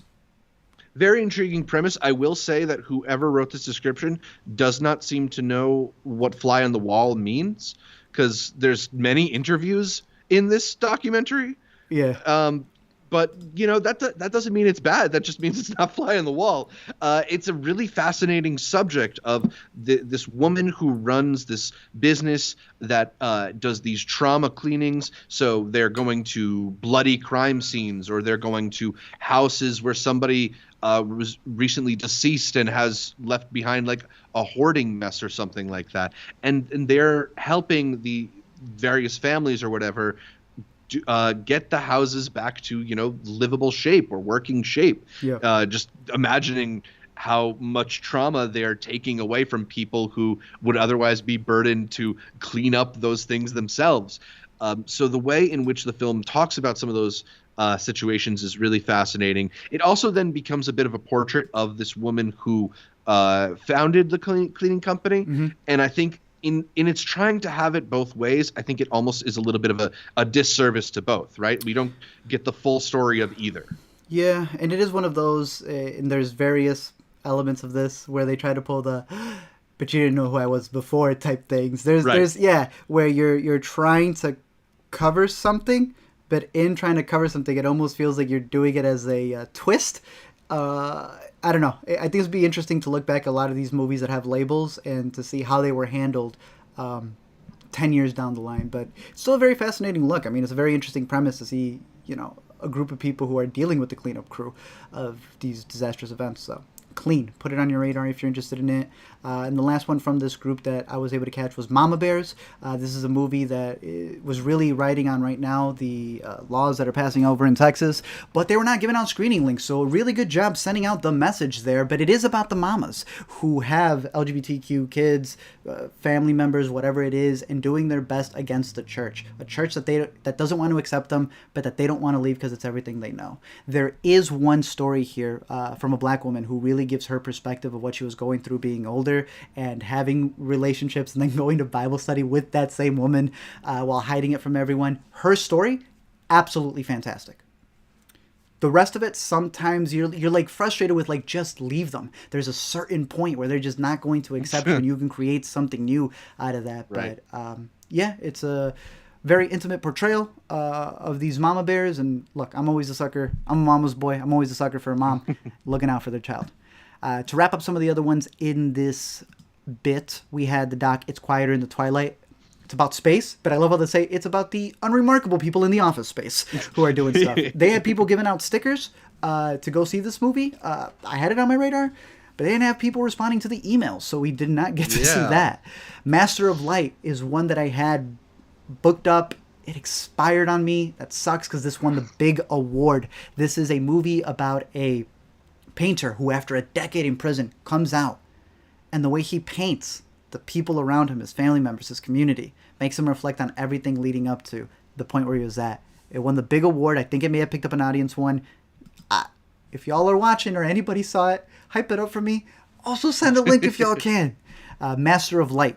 And the last one was The Thief Collector. This one was actually one where I saw a part of it. So I'm not logging it. I saw part of it. But the editor said that there is something crazy that happens in the third act. So I don't want to judge it quite yet. But compared to the Pez Outlaw, it tries to do that similar thing where it's like doing reenactments of the actors. Yeah, Pez Outlaw did it. It made me like Pez Outlaw even more. But The Thief Collector, if you caught this one, let me know. And if you're running the movie, send us a link. But out of these docs, please watch The Pez Outlaw. Please watch Spaz. And definitely put Bad X on your radar. All right, we've got 4 more categories left, Zach. We got a couple docs. There's 19 in this documentary spotlight, so we'll try to go as fast as we can here. Yeah. Here, let me delete some of these over here before everything starts glitching. There is a doc, the first one that I'm going to mention here, still going from the top to bottom, where when we were doing our wrap-up, I had discussed this movie and how I felt, oh, it's just going to be one of those other political docs. Oh, it's just going to be one of those things that's, just trying to... bank off, I don't know, being a politician and having a campaign. Yeah, and maybe more of a promotional tool than something that actually gives you an interesting documentary. I think only 2 movies brought me to tears. This was one of them. It's Gabby Giffords' story about not just being a politician, but also going through a traumatic event and everything that spirals after that. You can go read it for yourself. I don't want to say much. This is one of those where it does do what I just say, where it's like this, she had everything going and everything, and then be very solemn note of where she is now. I showed it to Alina. This is the one I saw twice at the fest. I should have known, bro. It's the directors. They've never made a doc I've never not liked. They're really good at what they do. I should have never doubted them. This floored me. Now look. It does get very political at times. There are points where I'm like, you're already saying a lot by not having to say it. I don't know if that makes any sense. You're already saying a lot by showing her story, how she reacts to things. You don't need to sit down you're doing better show than telling. Yeah, and there are moments where it just feels like it's not as bad as some of the other ones we're going to talk, but I just felt like you already got it across. There are some words where while I know that those words are what you want them to be, that phrasing is for a group of people who already believe in you. Get the people who don't. And you had a story with her that really does do it for 90% of the movie. 10% of it, they do stop to talk policy. And yes, it's important, but it's not as crucial and not as effective as when you're actually following her. Floored me, bro. Floored me. Very good. Oh, it's so good. It's really good. It's really good. What a person, bro. What an individual. Oh, yeah. And him, too. Read up on her. Moving on to some other docs over here. We got a slew right here that I thought were really good. Then we'll get to some that were decent, some that we didn't get to catch. Keeping the train moving. We have a movie called Nothing Lasts Forever. People kept hyping this. This is trying to put Uncut Gems out of business. It's talking about the diamond industry and how much of your diamonds are real diamonds. Do they compare if you can't tell the difference between the fake ones to the real ones? Is it real only because it's been pressed in the earth for so long? Is that what true love is? Or is that just a story they've always combined in order to sell you the diamond? But you have diamonds that are now being manufactured even to more perfection in labs. The worst part is that it turns out maybe the diamonds have even been combined, and when you go buy a real one, you don't even know if it's a fake one. The ins and outs of the industry trying to build you a story, I found very fascinating, and I think it goes hand in hand with, I'm just going to cut forward here, Diamond Hands. I saw these two back to back, and just that idea of how with diamonds, they choose how much the diamond is supposed to cost. With Diamond Hands, another movie, also kind of dealing with diamonds, is not necessarily, but with the stocks of the GameStop scenario that happened in 2000, right? Like, or 2020. It wasn't even that long ago. You have had a slew of documentaries that have been covering what happened with that GameStop bit with Robinhood. This one is intriguing to me because they sat down with a lot of people who were the initial ones, not just to invest, who started the whole subreddit. So nice. I don't know what the release for this is going to be, but I would definitely put it on your radar. I think it does a good job of catching you up. I know everyone's making one. Netflix has their Centennial. This is in the lead so far. Yeah, this so far is, I think, one of the better ones. I know the Culkin, he narrates one for HBO. This so far has been one of the best one. Diamond Hands, if you want to know more about the Wall Street bets. Nothing lasts forever. Watch it before you get engaged. Some of the other ones that are here is Kids in the Hall, Comedy Punks. I know of these guys. I didn't know of these guys. This was a fascinating doc to see how comedy, and especially improv, doesn't always come from the best places. I really like this one. Yeah, I think it's a fascinating look at the trajectory of the Kids in the Hall, and it's a documentary that's giving you kind of like the complete career arc from how they met and how they formed and kind of why they were able to rise up to what ultimately kind of broke them apart, even though they've since been able to reunite. So if you are like a diehard Kids in the Hall fan, maybe you know a lot of this stuff, but I think it's packaged in a really entertaining fast style that gives you clips from all the relevant people. They've have interviews with all the Kids in the Hall for this, as well as like a lot of stuff from Lorne Michaels. Like, yeah, I think I've seen Lorne Michaels show up in some documentaries before, but usually it's like for just a quick 1-2 quotes here and there. He's almost like the sixth talking head. I think you get cool. It's a lot of really fascinating insight into like why these guys became who they were and why they became such like cult icons in a way too. Mm-hmm. Definitely put this one on your radar. I was always a big The Whitest Kids, and I always felt like these would have been the forefathers to them. So I found this one to be very fascinating, especially with how they approached comedy. A couple other docs over here. What We Leave Behind. You know how sometimes you watch a doc and it's not for you? You're like, that's not my experience. It's about a woman whose grandpa could no longer travel from Mexico to see them in the United States. So she decides to go spend time with her grandpa. He's building a house to leave something behind to them. And it is paced just like talking to one of my tios in Mexico. And it takes place in Durango. When I tell you this is so up my alley that it just hit, it is so slow. Bro, I felt like, I don't know, like this would have been the second one. That almost got me. This is a Frankie or whatever? No, I'm not calling it the Frankie. This is because it's a documentary that's seeing kind of like how the grandpa and everybody started leaving Mexico to come to the United States. And it's like what was left behind. And Alina and I always discuss this about if you're not going back to your little pueblo, then who's gonna go back? If you're not bringing your kids, what gets left behind from that aspect? I think one of the top reviews is fair. It's not a poorly made doc. It just wasn't for me. I can't recommend this to everybody. But if this connects to you in any way, shape, or form, it's going to connect to you very deeply. Wow. Yeah, no, I really enjoyed this doc. I know this also won an award in terms of documentary filmmaking and how intimate it was, and especially with her being a Texas filmmaker. Kind of like what I said with Coco, where they got the colors down right for the garages and the corrals and everything. They're literally there. They're spending time there, and I loved the pace that it took and just the way that she was able to look back at her grandpa's life. What We Leave Behind. Crows Are White is a very interesting doc. Yeah. On the one hand, it is one of the most obnoxious guys going like, what am I to do with my life? And on the other hand, we also have those obnoxious types of questions and doubts and everything. And this man decides to go to this monastery to kind of see what answers he can be given in life. And I kind of liked it.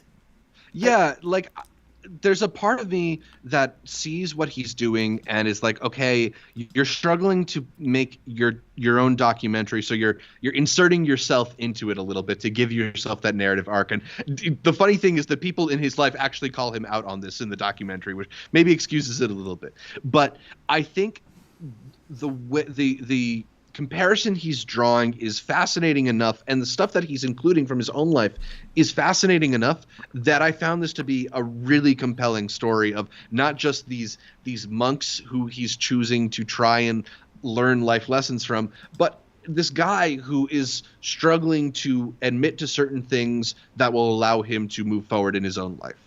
Agreed. And the way that they bring the title into play, yeah, very fascinating stuff. A very sneaky, funny documentary. I mean, it's advertised as a comedy. It's a comedy, yeah. And that's what surprised me. I was like, how is this a comedy? And then I played it, and I'm like, yeah, it's kind of funny. The monks are funny, and they don't even mean to be.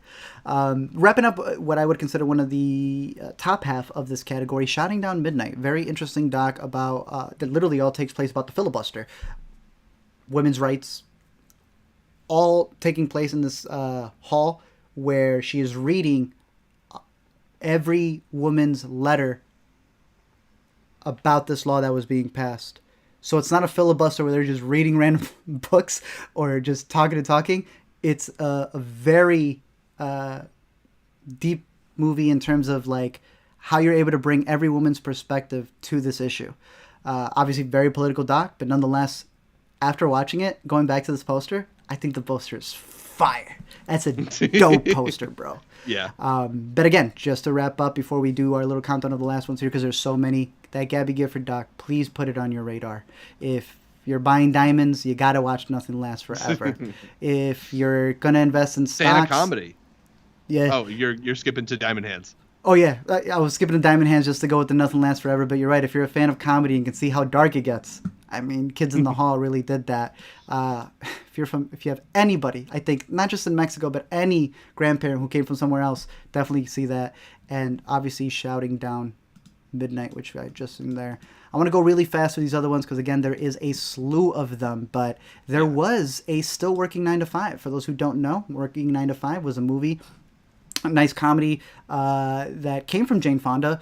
And she was able to cast Lily Tomlin and was able to cast Dolly Parton. I really like the movie. I really like the song that Dolly had. And in this, it's just a documentary looking back at it. I'm not going to say it's anything too special. It was cool to see it. Dolly, though, bro, she was out there. See if this loads. Yeah, see if I have access to this. She got herself a blockchain creative lab for the Dollyverse. Dolly NFTs. She had 2 movies at South by. The biggest thing she was dropping was NFTs, bro. I mean, I'm a big Dolly fan. Dolly can do no wrong to me. Right. So that's why I'm like, damn, if she's dealing with NFTs, there's something there. They said Soderbergh was dealing with NFTs. These are 2 people who, I do value their opinions. So Dolly, yeah, I just am not paying. She has a price here. I don't even know if I could pull it up, bro. They were expensive, bro. She's charging like $200 for these. I'm not signing up. I'm sorry. I love you, yeah. Dolly. I'll control, copy, download when I can. We had a couple skate docs. Tony Hawk, Until the Wheels Fall Off, is going to be premiering on HBO. So if you were a really big Tony Hawk fan, you could have soon in April. You could have seen him there. I know he just hurt his femur or something. But like he says in the doc, and like we just saw with the GOAT quarterback, you don't just retire. Not until the balls deflate completely in his hands will Tom Brady leave, and not until the wheels fall off will Tony Hawk leave. There's a lot in this documentary that is annoying. It's him wallowing in, oh, it's so crazy to be at the top. Oh, all these opportunities I've gotten. And him also just like reminding you, you ever see someone make a documentary just to like kind of tell the people who they have a problem with, no, it's not. My daddy didn't let me win the awards when we were growing up. I know he owned the park. He reminds you that like 5 times in the movie. And I'm like, Tony, you got to cut this off. Because the best parts in this movie is seeing the physical endurance he puts himself through. I know not everyone's going to agree with that stuff. It's very whiplashy. But this is a man who will literally practice until the wheels fall off. It's a dude who right now that his body isn't the same as it used to be, I think is also in the NFT space of filming all of his tricks to have them NFTified. I wanted it to go even deeper. It's a pretty long doc, over 2 hours, and it gets through a lot of elements of how he was getting up there, how he made a lot of his deals. But 1, if it's on HBO, make it a miniseries. And 2, if it's going to be your definitive doc, get even deeper into it. But I know he said in the Q&A that this is more about his philosophy on life and how skateboarding is that one thing that he'll always find peace in, and that without that, he's practically nothing, I guess is what he said. On the opposite side of that, you had Skate Dreams, which was about all the women in skating who practically say we don't have the same opportunities as Tony Hawk, but if we did, we'd be able to do more. I had just caught one of the Oscar-nominated shortlisted or nominated films, The Queen of Basketball, where she is also discussing how she could have been the best in her league, but the league wasn't even created yet. That reminded me a lot of this doc. But the thing that both of these have is that The Queen of Basketball omits a big part of her life being a coach and helping other people. They do cover how they're building skate parks for other girls, but there's still so much more. You know, like this homie got a 2-hour doc just on him. This is like a dozen skaters, you know, montaged into one. I don't remember what that doc was about the female soccer players, and I remember you telling me about how they were talking about that they didn't have. Yeah, so it kind of reminded me of that. It's just, it's like they're barely making the doc saying, hey, we're out here too. We now have cell phones to film. But they're like the montages. I think y'all deserve to just skip that and give me that intimate portrayal of... give us Skate Kitchen. Exactly. Keeping it going. A Woman on the Outside. Very fascinating look of someone who is helping people to go see their loved ones in prison because it's so far away. There is a perfect doc short called Video Vision. I'm blanking on it. I feel bad. Very similar in helping people talk to their family members in Rikers through a video chat at a library. This is the woman who goes and picks them all up so that they can go see because it takes too long to get to the prison. And then it talks about her father leaving and everything that comes after the fact. Pretty good doc. Facing Nolan is practically the stats that they give you in the form of a 2-hour documentary. I know you caught this, but you were surprised that 51 MLB stats is still 51 MLB stats, Zach. Yeah, but like they end the documentary with like, look at all these amazing stats he did, and then they're like, most wild pitches. Like, number one, most wild pitches. Number one. I just don't know if I would lead with that one if I'm doing the Nolan Ryan documentary. I also thought the narration in this was really hokey. It reminded me of the sports documentaries I used to watch on VHS when I was like a 6-year-old. I don't know. It's not a 30 for 30. It's literally, I mean, they're executive producers. It's the family practically doing it. So it's cool to look back at Nolan, one of the greatest out there. But yeah, as a doc, it doesn't really stand out. But you know what's worse? A good doc that's malicious. Mickey, the Story of the Mouse, really gets into the archives of Mickey and Walt and everything that created this company and how he became this icon. But Zach, do you want to see a movie that talks about Mickey did blackface? Okay, now on to the next subject. Oh, Mickey has this really strong copyright that we almost shut down a daycare center because they had a Mickey Mouse thing. Oh, we just, copyright. It can be tricky. Anyways, on to the next subject. You know that he was military propaganda. It's sometimes I can judge a doc and say that it's a very well-made doc. But you also have to judge its purpose. And that's where it feels very icky.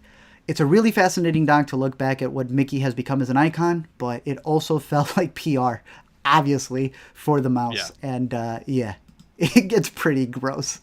And Disney also had another one, More Than Robots. A fascinating look at these kids who get together to be able to, I don't even want to say participate. They actually compete. I thought this was like a community thing. No, they're like teaching these kids what it's like to be in the real world. It's on Disney Plus, and it's surprisingly directed by Gillian Jacobs, who many of you may know from Community, and made a movie where it says robots are cool, but Community is better. Did you like it?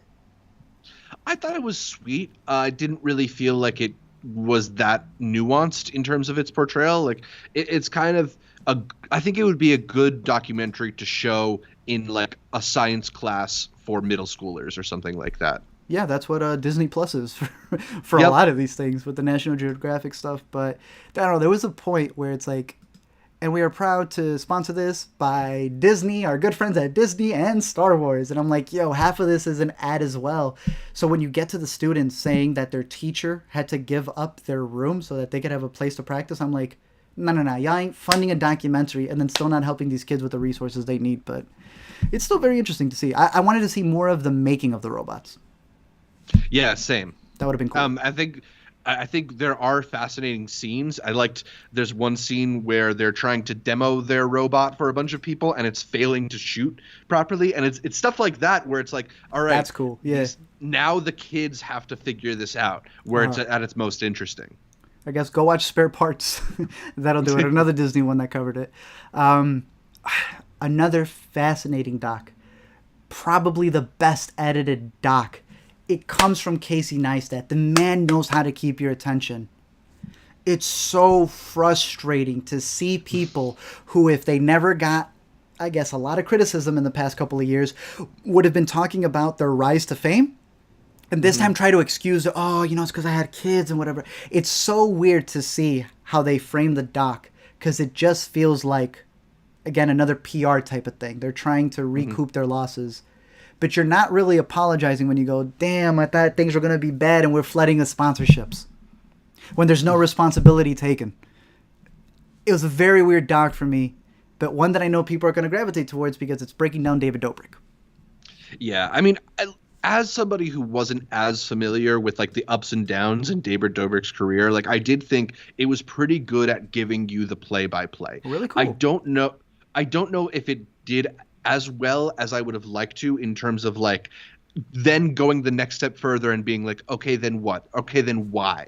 Right? Yes. I think one thing that I would have liked to have seen is them interviewing a wider array of people. Like, I don't like any documentary that is going to cut to here's our expert. Like they have Kat Tenebrae in the documentary, a really great journalist. I'm not trying to take anything away from her, but she's like their voice for all things criticism of David Dobrik. And it would have been, I think you need in a documentary like that, a wider array of voices. Otherwise it kind of feels like a petty dispute almost, and not the fuller story that it actually is. That's like, I agree with you. I thought there are elements of the way that Neistat put this together that are really strong. And like, obviously he's a great editor. That's something he's demonstrated so thoroughly. Good. But he's good here. It is also funny, though. I do feel like there's a part of the documentary that's one generation of YouTuber critiquing another generation of YouTuber. I heard they're not talking. I mean, I wouldn't be after this. I just thought it could go. I mean, he went as deep as he could. I think he made a great documentary. I guess I'm more on the subject matter. Who I think you're doing the inverse in trying to spotlight something. You're giving him more of that spotlight. But Under the Influence is a fantastic title. That's a really good title.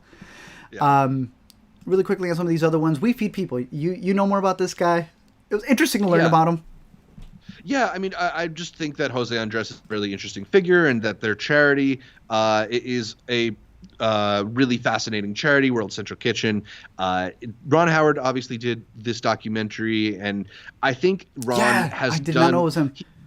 He's done a few documentaries, and I think they're all like very competently made, but not necessarily like formally ambitious. They're kind of they get you on the scene and they get you good footage, but they're pretty glossy in their presentation, and I think it maybe like takes away from the feeling of intimacy when you get such a glossy presentation. But there are moments that are really, really fascinating. I think the way that it tells you how Jose Andres became interested in doing this type of charity is very interesting. Some of this on the ground stuff where they're showing you how they actually go and distribute food and put operations together is really cool. I like that they're also showing some not positive things about how he goes about it. Like they're not afraid to kind of criticize him too. So I thought it was really good. I also thought it ended really fascinating, really in a really fun spot. So I just think it's a pretty solid documentary about a guy who I'm pretty inspired by. I like when he said his approach was, don't make food that's your palate that you're trying to put on somebody. Understand what they like and make what they would eat. So that was really cool. Final two docs I was able to see here. Split at the Root. It's about immigrant families being separated. This is one of those. While it's heartbreaking to see their stories, they make it so political. I don't get the idea of belittling one politician and then praising another politician when things haven't gotten better. I'm gonna leave it at that. Your friend Memphis. Cute little doc following this guy named Memphis, who I think the director said he met at a some show that they were working on. He got fired. He decided to go meet with Memphis, and he made this doc about him. Cool. I guess you just follow the guy, and his whole outlook on life is that you're always going to have conflict, because what's a good story without conflict? And then one of the final ones that was out that expired on me, bro, literally, We Are Not Ghouls. It is about Guantanamo Bay, and you have this attorney who's kind of like breaking down that there was no oversight with Guantanamo. I want to finish this one. It seemed pretty fascinating. So if y'all have a link out there, PR, gladly take this one. We Are Not Ghouls. But boom, that was a total of 19 other documentaries from the Spotlight. We have 3 categories left. You need a stretch, Zach. You need a cup of water. You need anything. I'm all right. We did have a question from TMNT Addict asking, would you rather be able to physically attend the screenings despite all the restrictions that end up going into it? Yeah, I think if you're agreeing to go, they have whatever things in place. They made us download the Clear apps in order to be able to say we had our vaccines. They tell you to put on the mask, but no one's really putting on the mask. I think, I still want that experience out there, but like I said earlier on, I still want people to be able to have access at home if they can. A lot of that gets thrown away when you're dealing with geo-blocking. The World Wide Web being geo-blocked. Or studios not wanting to have things out there, even though it's going to be out on Netflix or a stream, or they end up on streaming services. But that just comes down to a lot of the people who are behind these movies. I don't want to get rid of the physical experience. I think the physical experience is dope. I don't want to get rid of the virtual experience even more, though. Yeah, exactly. Let me see where we got here. We have our visions category that I'll go through. Mm-hmm. This is kind of like the next category at South by. The visions category is like, trying to give you a different perspective, maybe more experimental. We'll start again from the top to the bottom. We only got 8 here. Just caught this morning, fresh out of it. The Blind Man Who Did Not Want to See Titanic. This was on my watch list for last year because people were seeing it at some festivals. So best title in the festival. Dope title. You are following an actual blind man who I believe he himself has MS, and it's about how he is fascinated by movies before he started losing his vision. And he still has his movie collection, and you're just following his day-to-day life, particularly just like a couple days. And as he tries to go see this woman who he talks to a lot, something happens along the way to go visit her. I love this doc. Or it's not even a doc. I'm almost calling it a doc. It is a thriller. It is a drama. It is a movie that, if you remember Son of Saul and how they captured Saul walking around in that film by bokehing out everything out, they do that for him. So you're almost to a degree seeing how impaired his vision is. His love for movies is something that I think anyone can connect with because he relates so many things in his life to the films that he saw, his outlook, and the way that it gets played into the script as well. If you're able to catch this movie anywhere, put this one on your radar because not only is it my favorite out of the Visions, it's one of the best ones out of the festival as well. It really, with all the movies that we've been getting about people with disabilities, this one really puts you in their shoes, really sometimes. And I thought it was fascinating to look at it. Very good performances, very good story. The Blind Man Who Did Not Want to See Titanic. I love the title, bro. Another one from the Visions category is Cheese with a $. We both got to catch this one. Probably, I think, the first one we caught from the fest. I think I enjoyed it just a tad bit more than you did. But it's interesting to know that this is part 1 of a trilogy. I still think it ends in a very nice place, but talk about it. No, I mean, I agree with you that it kind of ends in a place where I would have accepted the ending, but if there is going to be more, I'm down for it because I thought Cheese was a pretty fun, trippy, druggy vibe in terms of the story it's giving you. A crime drama about this dude who starts selling drugs encased in cheese. It's the kind of movie where if you're stoned watching it, there's probably a bunch of jokes in there that are going to make you laugh that much harder. But bro, when he yelled at the KFC, he yelled at the chicken. He said, "You mild or spicy?" Hilarious stuff like that. But there's also some stylistic things I really appreciated. Really cool stuff. The film has a very cool look. just the cinematography to it. The way they play with subtitles is awesome. They come onto the screen in kind of funny ways. There's certain moments where what the characters are saying out loud don't match the words they're saying in the subtitles. Bro, I thought it was going crazy. Yes, thank you. It was so intriguing to see that, because they are speaking English in the movie, but because, it's their island dialect, they decide to play with the subs. What is it, like a patois or something? I think it's called, where it's like Jamaican like blending of. I believe so. Yeah. And this comes from Damien Marcano, who right now, dude, he directed the pilot for Winning Time. Snowfall has a beautiful look to it. He's done episodes of Claws. So this is a dude who's been in the industry. He made this, from what I know, back in his hometown with his buddies. So all that energy, I think, comes through. Obviously, it comes out very indie. This definitely belongs in the visions. Honestly, I would have put it up with the comedies. It was a fun little story. I can't wait to see what 2 and 3 do with it. Cheese. Another one here would have been Shadow. It's in the visions category because it's not a doc.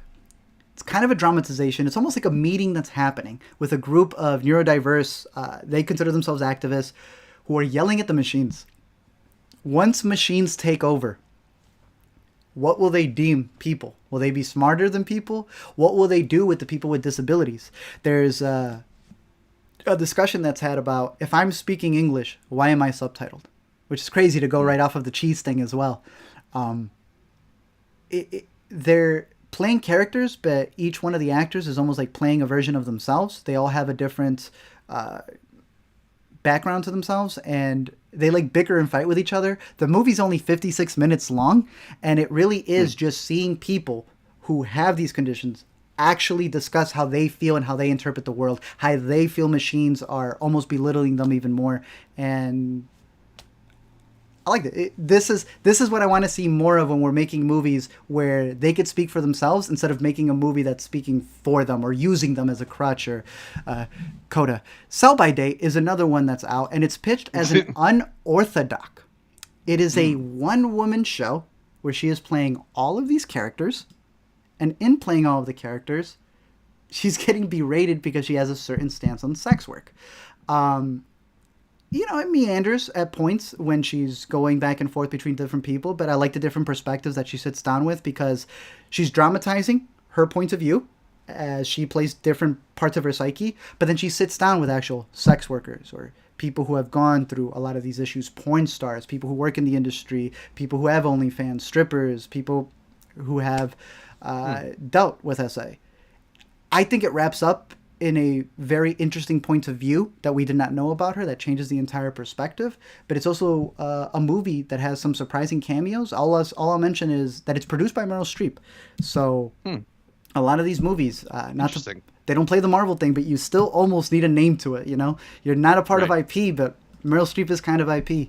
Unorthodox, though. That was a new one that I hadn't heard, and I like that. I don't think it's going to be for everyone, but it was interesting to see how she dealt with a lot of the ideas and thoughts that she had in her mind, and was willing to be wrong if she could. A Vanishing Fog is an experimental film that follows this young lad who's trying to take care of his father, while at the same time the entirety of the movie is reflecting on his land and how it's kind of being taken over.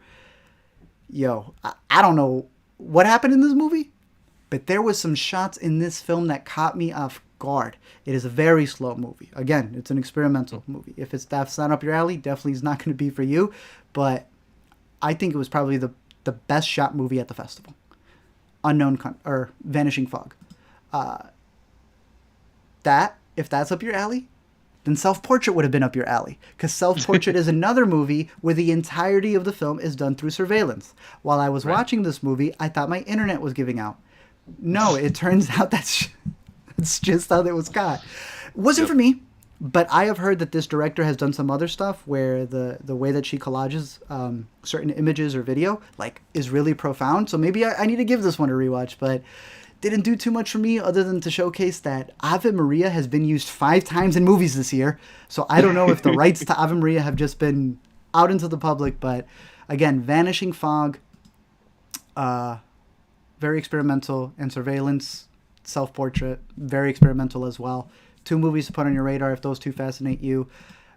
But you did get to catch The Unknown Country, which stars Lily Gladstone. I think she's a really good actress. Cannot wait to see her alongside Leo and Marty Scorsese's upcoming film. Yeah. But this was a very personal one to her. Yeah, this is a little bit more of like a mood piece in terms of the approach. It's got this dreamlike quality to it. It also feels almost like a blend between documentary and fiction. I mean, every character in this film has the name of the actor playing them, so like how much of this is fictionalized really, but I kind of dug the vibe of it. In some ways I felt like this movie was doing the things that Nomadland feels like it's doing in giving you these disparate portraits of people across America. Oh, thank you. Thank you, because you told me you were going to tell me what it was until... Okay, thank you. Come on, bro. Why did it take a year for people to finally see what I was trying to say about Nomadland? Thank you. Because it does. It's like you're following what is a narrative, and then she'll like stop and speak to a real person, right? And kind of get their backstory. Damn. I agree with you. That's how exactly I told it to Alina. I go, yeah, it's a lot like Nomadland. Yeah. But like for real. Yeah. I mean, she wasn't lying to the people. There isn't a lot of narrative momentum the way that I don't think there was a whole lot in Nomadland either, but I liked the way that it kind of drifted from person to person, character to character. It obviously has a also Native American bent to the story. A lot of it is on reservation communities and stuff like that. So I thought it was interesting. Not necessarily one of my favorites from the festival, but I thought it was a thought-provoking film for sure. Mm-hmm. Catch her in First Cow. She is great in First Cow. And I think it's telling you what she's telling you in this movie, but with a killer, just small supporting role that she's got in there. One of the final ones, I did not get to catch this one, but it is definitely on my radar because Alina caught it. And the way she described this to me, I don't even know, bro. It's a ghost story, but not really a ghost story. I don't know. Jethica. I'm going to put it on people's radar. I didn't get to catch it, but the way Alina described it to me seemed really interesting. It's the only one out of the Visions category I wasn't able to catch, but I'm curious to see how they do the ghost story. It got a lot of pretty solid reviews from what I saw, and I could be wrong. Is this one of the ones that Shudder picked up? Dude, I hope so. I don't know about that, but if it did, I'm glad, because then that'll actually have a proper release with it. But yeah. Jethica, another one to have on your radar. And if y'all are watching, send us the link. 2 more categories, Zach. We have, as I cup all of these over here, the global category. This is their world cinema competition type category. They only had 5. It was sponsored by Mubi. Mubi owns everything. Yeah. And I'll start off with the one that I think was the best. The Locust is a movie about making movies. As they're making a movie, where in the script that the movie that they're making a movie. I don't know too much about the writer, director, also star, but it seemed very personal. There are lines in this film that I think we will be quoting about what has cinema ever done to you? Can you really live or breathe cinema if you're not really living and you're just really dying? There's just, a lot of quotes that deal with the aspect of filmmaking and the obsession with filmmaking. But I'm going to put Lenore Will Never Die on people's radar because that one from Sundance I think is still one of the best ones. But if you're interested in The Locust, it really dives into the idea and the concept of selling your film and how you're going to make your movie and how you're arguing with the crew that you have in order to make the film. You saw Women Do Cry, and this would have been the second one by Maria Bakalova.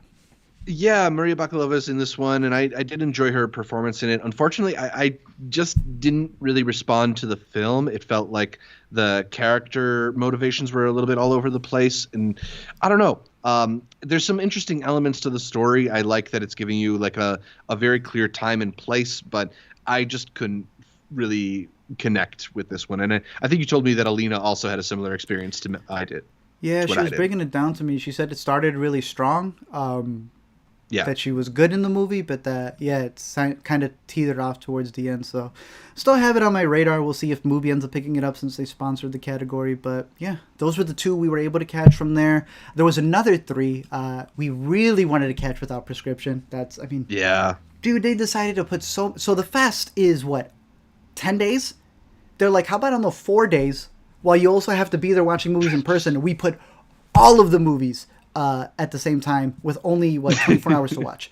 And then the last 5 days, like we only have Mickey. We only have like one music doc.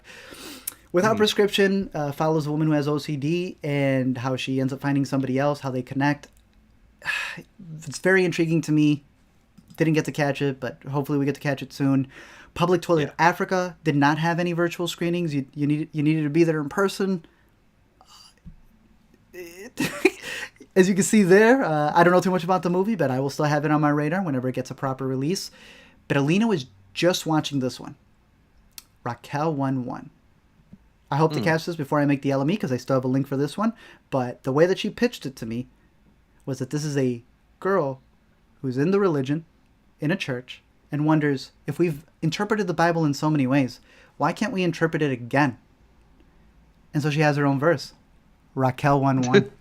Oh, that's so fire. And I really love the poster. Okay. I think it looks really cool. So this is, out of the remaining links that we have, I think it's the last link I have, my number one to look forward to right there. But cool. The global category, pretty interesting stuff in there. Not too big, only 5. But we wrap it up with what we said. It's like a music festival. It's a comedy scene. So, of course, towards the end of the festivities, they decided to only give out music stuff. So, as you can see, I guess it's not going to give you the number. We have 16 final films to cover. We're going to do this one differently. We're going to start from the bottom to the top. These were all the movies that we're showcasing on the second half to really push that idea of music. And they had interesting stuff like The Return of Tanya Tucker, which I didn't get to see. But I find it interesting that it's this title here. But during the fest, as you're pushing an icon, you call the film The Return of Tanya Tucker featuring Brandy Carlisle. Like, if this is some track where someone needs to hop on for SEO. Looking forward to it. Did not get to catch it. I just found that pretty funny. And it's got good reviews because I guess, well, the featuring Brandy fans were there. There was another doc on Cesaria Evora that I didn't get to see about a very big vocalist, but the Cypher doc that is covering Tierra Whack just got removed from the festival. We reached out. We don't know what happened. Someone let us know. Dude, we are big Tierra Whack fans, and this was one of the ones that I was really looking forward to, and it just disappeared. There's no posters, no nothing. So, Cypher, if anybody knows anything about it, if anyone's got a link, send it to us. But let's get into some of these music ones. Yeah. I get this knocked is down. Probably the coolest category that South by Southwest gives us. Like, they do a really good job of filling out the music documentaries. You know more about these guys. I like this Sinead O'Connor doc more when she dealt with her politics from Sundance. I don't know how you thought about this one.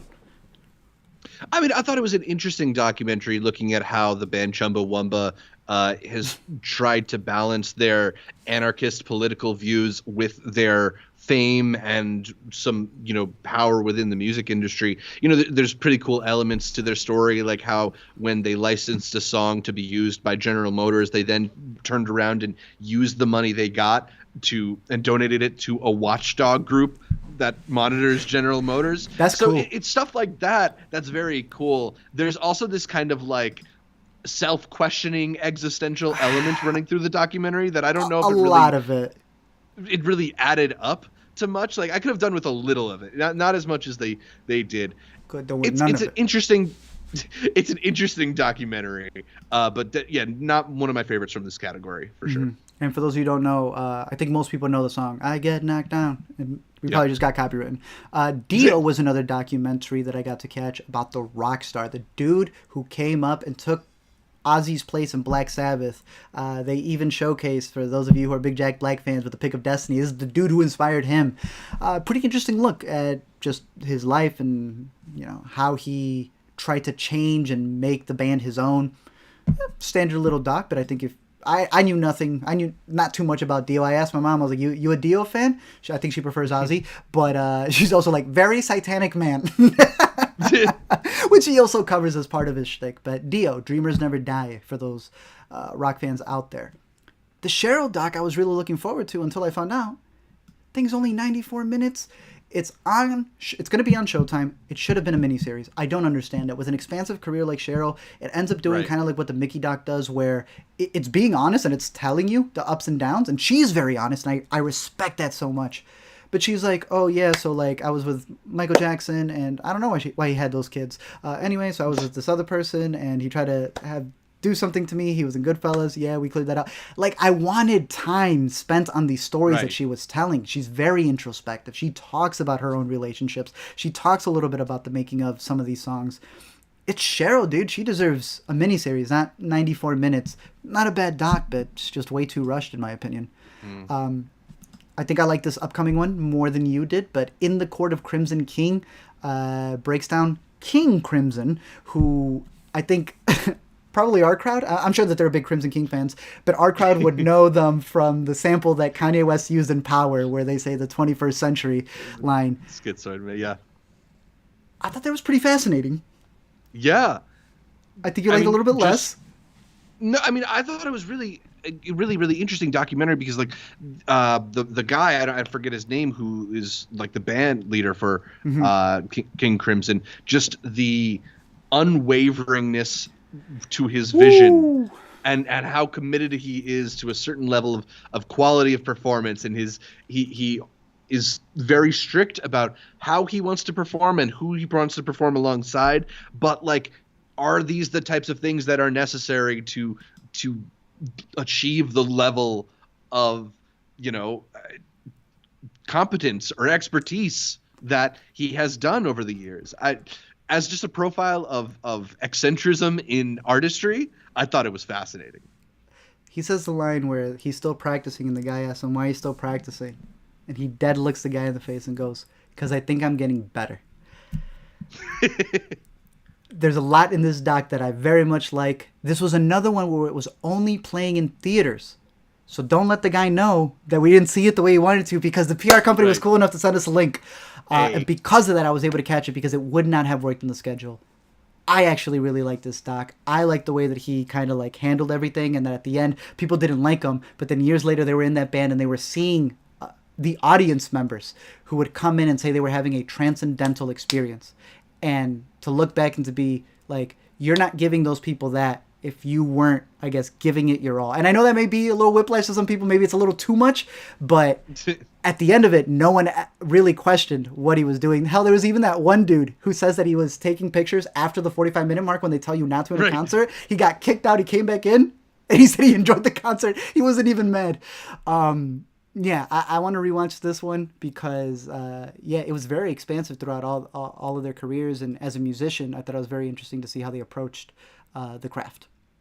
Yeah, for sure. Jazz Fest, a New Orleans story, made me want to go to New Orleans to see this. A very fascinating look at the festival.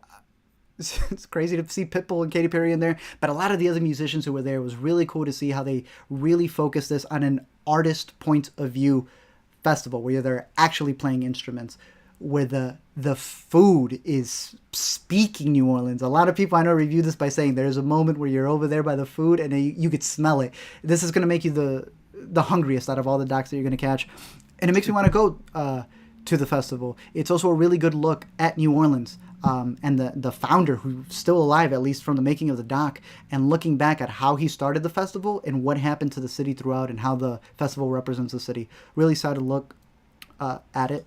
As well as really good rejects. I think we always hear from musicians and the ethereal experience they have with their instruments. This is a dude who makes them. I know you got to catch some of it. It was good, though, right? The way that he was... It's definitely very fascinating just to look at, like, the process of making these guitars and how, I think what's cool is hearing people speak about the different qualities of an instrument in a way that if you're not an expert guitarist, you might not even be thinking about those kinds of elements to the sound, right? Like, one thing that's really cool about this documentary is it's not just a profile of this guy and the guitars he makes, but it speaks to many of the famous musicians, including Phoebe Bridgers and was it Jeff Tweedy from Wilco was also in there.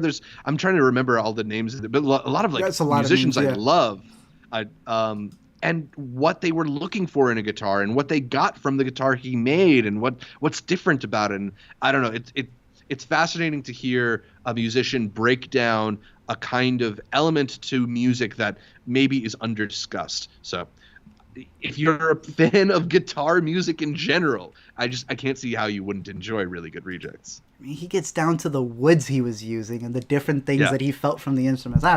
It's a good one. If you're a guitar fan, you're gonna geek out with it. A couple of other ones. Santos Skin to Skin, as we keep going up on the list. This pretty much covers a musician who has had multiple Grammy nominations. His real big push is Afro-Caribbean music. His name's John Santos, and while the movie covers like his music style, he really harkens it back to like his ancestors. He really talks about how the instruments and the music and the rhythms have changed throughout the years, and how he kind of sees it as like what he needs to pass on forward. So really solid doc from his perspective, and how he really revolves it around where he grew up. The Mojo Manifesto. I don't know if I'll be able to handle a rewatch on this one, so I may go down, but this man had way too much energy. This is about Mojo Nixon, a dude who you're catching footage of him being young, being so loud. They cut to him now. Somehow the man's even louder. He's a dude who doesn't take anything.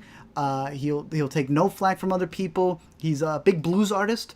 And he's a character. I guess that's all I could say. If you want to see a dude who's always against the establishment, even though MTV is the one who made him, and then try to go against MTV because of that, Mojo Nixon. Didn't know much about the man, but I sat there hearing him yell at me for about an hour 30. Mojo Nixon. And then This Much I Know to Be True. One that I do want to catch a rewatch of because I did not expect this to be a very much concert film. I was just listening to a bunch of scores for our Oscar recap, and Nick Cave is massive. Like, I know of him, but I don't know of him like people do. I think the in-person one sold out as well. As you can see right there, they're planning a cinema event for May. He shows you a lot of his background on what he's making and how he does more stuff than just music, but then he'll literally have this whole like concert that happens in the film. Yeah, I need to see this on my screen. I need to see this in a theater if you're really going to experience it. So it's a nice little hybrid of both. And I know Nick Cave fans really liked it. I can't speak too much of his music, but it was really interesting to see him. And I did not expect some of the lyrics that he put into his song, so I will say that. It was interesting to see his process of it. All right, Zach, we are down to our final four. These are the ones that we highly recommend right here, and we will be starting it with, I think we're going back and forth, but for the most part, we recommend these four. Yeah. Anonymous Club. Take it away, bro, because I did not know about her. Right. Well, so this is a really fascinating documentary that looks at Courtney Barnett and just how her relationship to touring and to music and to just being who she is in the figure of, indie music.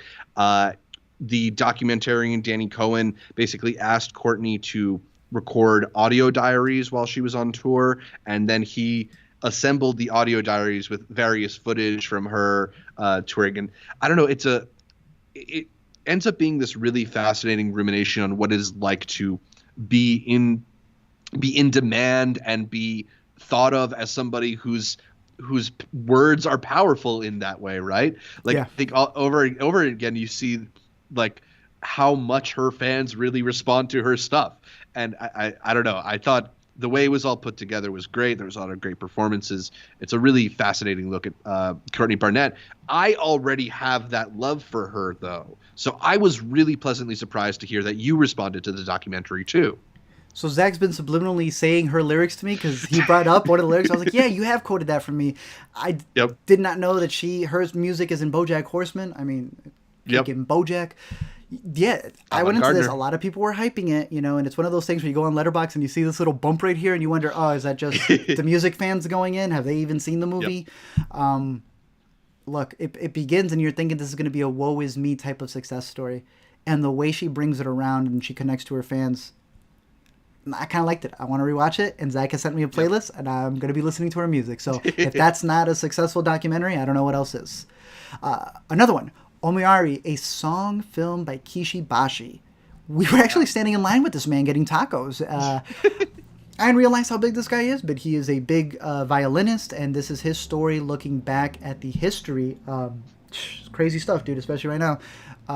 Of Japanese people during the period in time in World War II where they had to leave everything. Any Japanese memorabilia, any of their personal stuff, but some of them couldn't leave behind their accents or what they looked like. And it was the camps that they were put in, and it's him going back to those camps to play music and kind of expand on his album.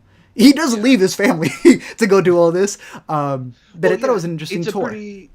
It's a pretty fascinating sort of construction, right? Because he's sort of reckoning with his identity as an Asian American, and how I think he talks about in the documentary how it's something that he's long not wanted to pay attention to, or he's kind of rejected notions of being part of that community. But like through trying to make this new music, he decides to go and really educate himself and make sure that people also have this education. Like he wants to use his music to spread awareness of this stuff too. So I think it's a fascinating look at like an artist in preparation for an album, right? Like it's yes. How he's balancing his own research with like his intentions and his personal life.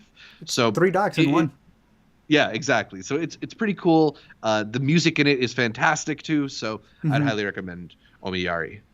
My only things with it would have been he goes back to the place, right? And he says a joke for the people who are like touring the camps. They're like, yeah, there used to be sheep here, and they replaced the sheep with Japanese people. And then like he cracks a joke and they laugh, and I'm like, oh! A little cringy sometimes. But again, that concept of him,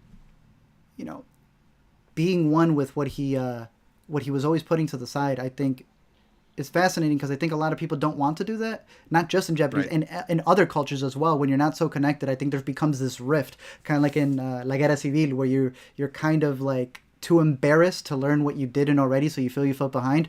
And no, I thought it was cool that he took the time to be able to incorporate that for his daughter's life and her upbringing. So that I thought was pretty cool. Put this one on your radar. Some very... The best part of the doc was when he was interviewing people who were still connected to the events that had happened long ago. So down to our final 2, Zach. And we begin with Getting It Back, the story of Samadi. Yes. So you were cool and you knew about these guys, because that's how they put it. You're either cool and you know about them. I'm one of those Samandi hipsters who's like, I knew about the songs before the documentary, so I get to be that guy who's like nodding his head when they play Samandi in the soundtrack for The Worst Person in the World. I thought this was a really, really cool look at this band who has achieved this like iconic status despite never really having the success contemporaneously that would facilitate that kind of legacy. They were making music at a time when the UK was not ready for their success. And in fact, like the US was more ready for their success than the UK was, as they get into the documentary. I think as a testament to the way that art has an ability to outlive a generation, outlive a time period, it can be made in one era and then resonate with people down the line. I thought this was fascinating. Not to mention, though, that this is just really good music, too. When they get into that whole breakdown of the song Bra and how the DJs used to cut it up and replay the breakdown so people would dance more, like that's the good stuff there. And I don't know. I think sometimes...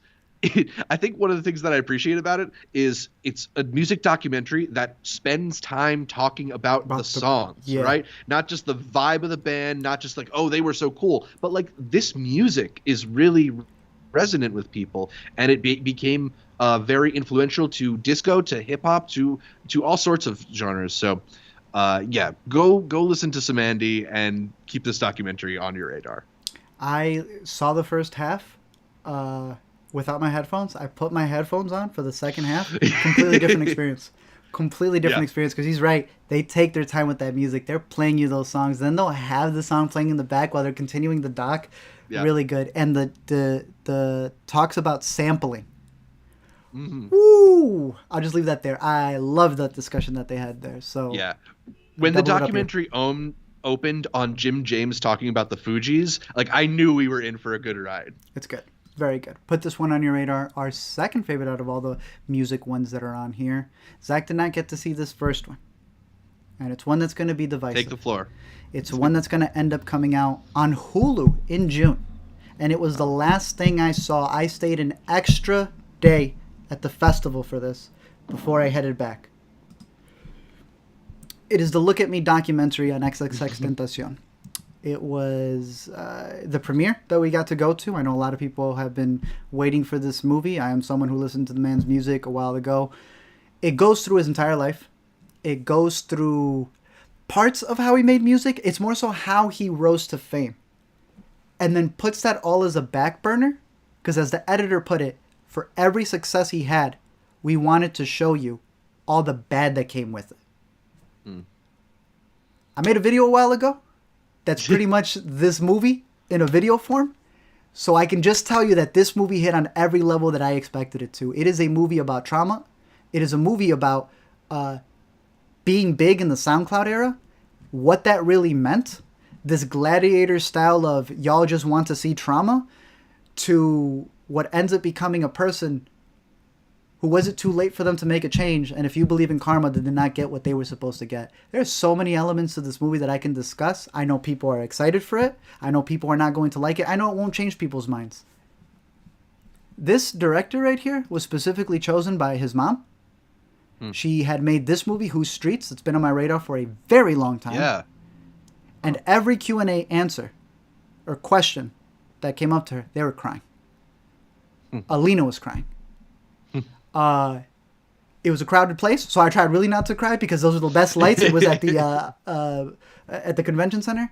This movie, while being someone who knew of his music, I think hits every single aspect of it and really breaks down mental health and the cycles of trauma that we have from generations and what happens when you have such spotlight on you.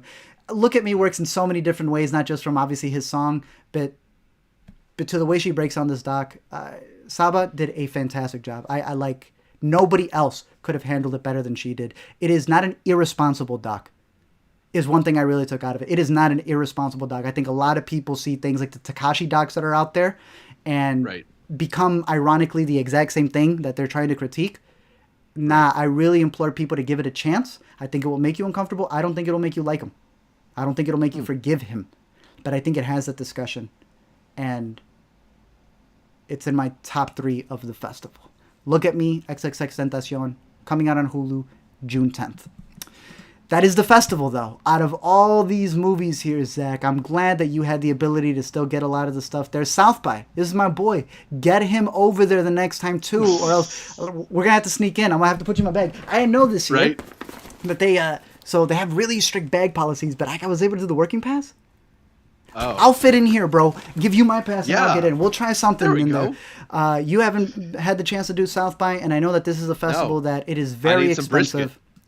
Just for the brisket. We should just go to Texas just because. But for the people who have never been, look, I understand how much of a privilege it is because unlike Sundance, unlike TIFF, which I think is, ironically, over the border and the most accessible one, this is a very expensive festival. It costs a lot of money to get a pass, and I don't take it for granted, and that's why hopefully this video helps put some movies on your radar. A lot of these. Yeah. Don't pay the hefty price when they're just going to be, like I just said, on Hulu in a couple of months. Some of them are in theaters already. We're very lucky to be able to get passes like these, and hopefully we put some movies on your radar. There'll be an LME that's going to chop all of these up in a more condensed fashion, and we have the letterbox down below. We'll have some stuff on the A to Z Show website as well.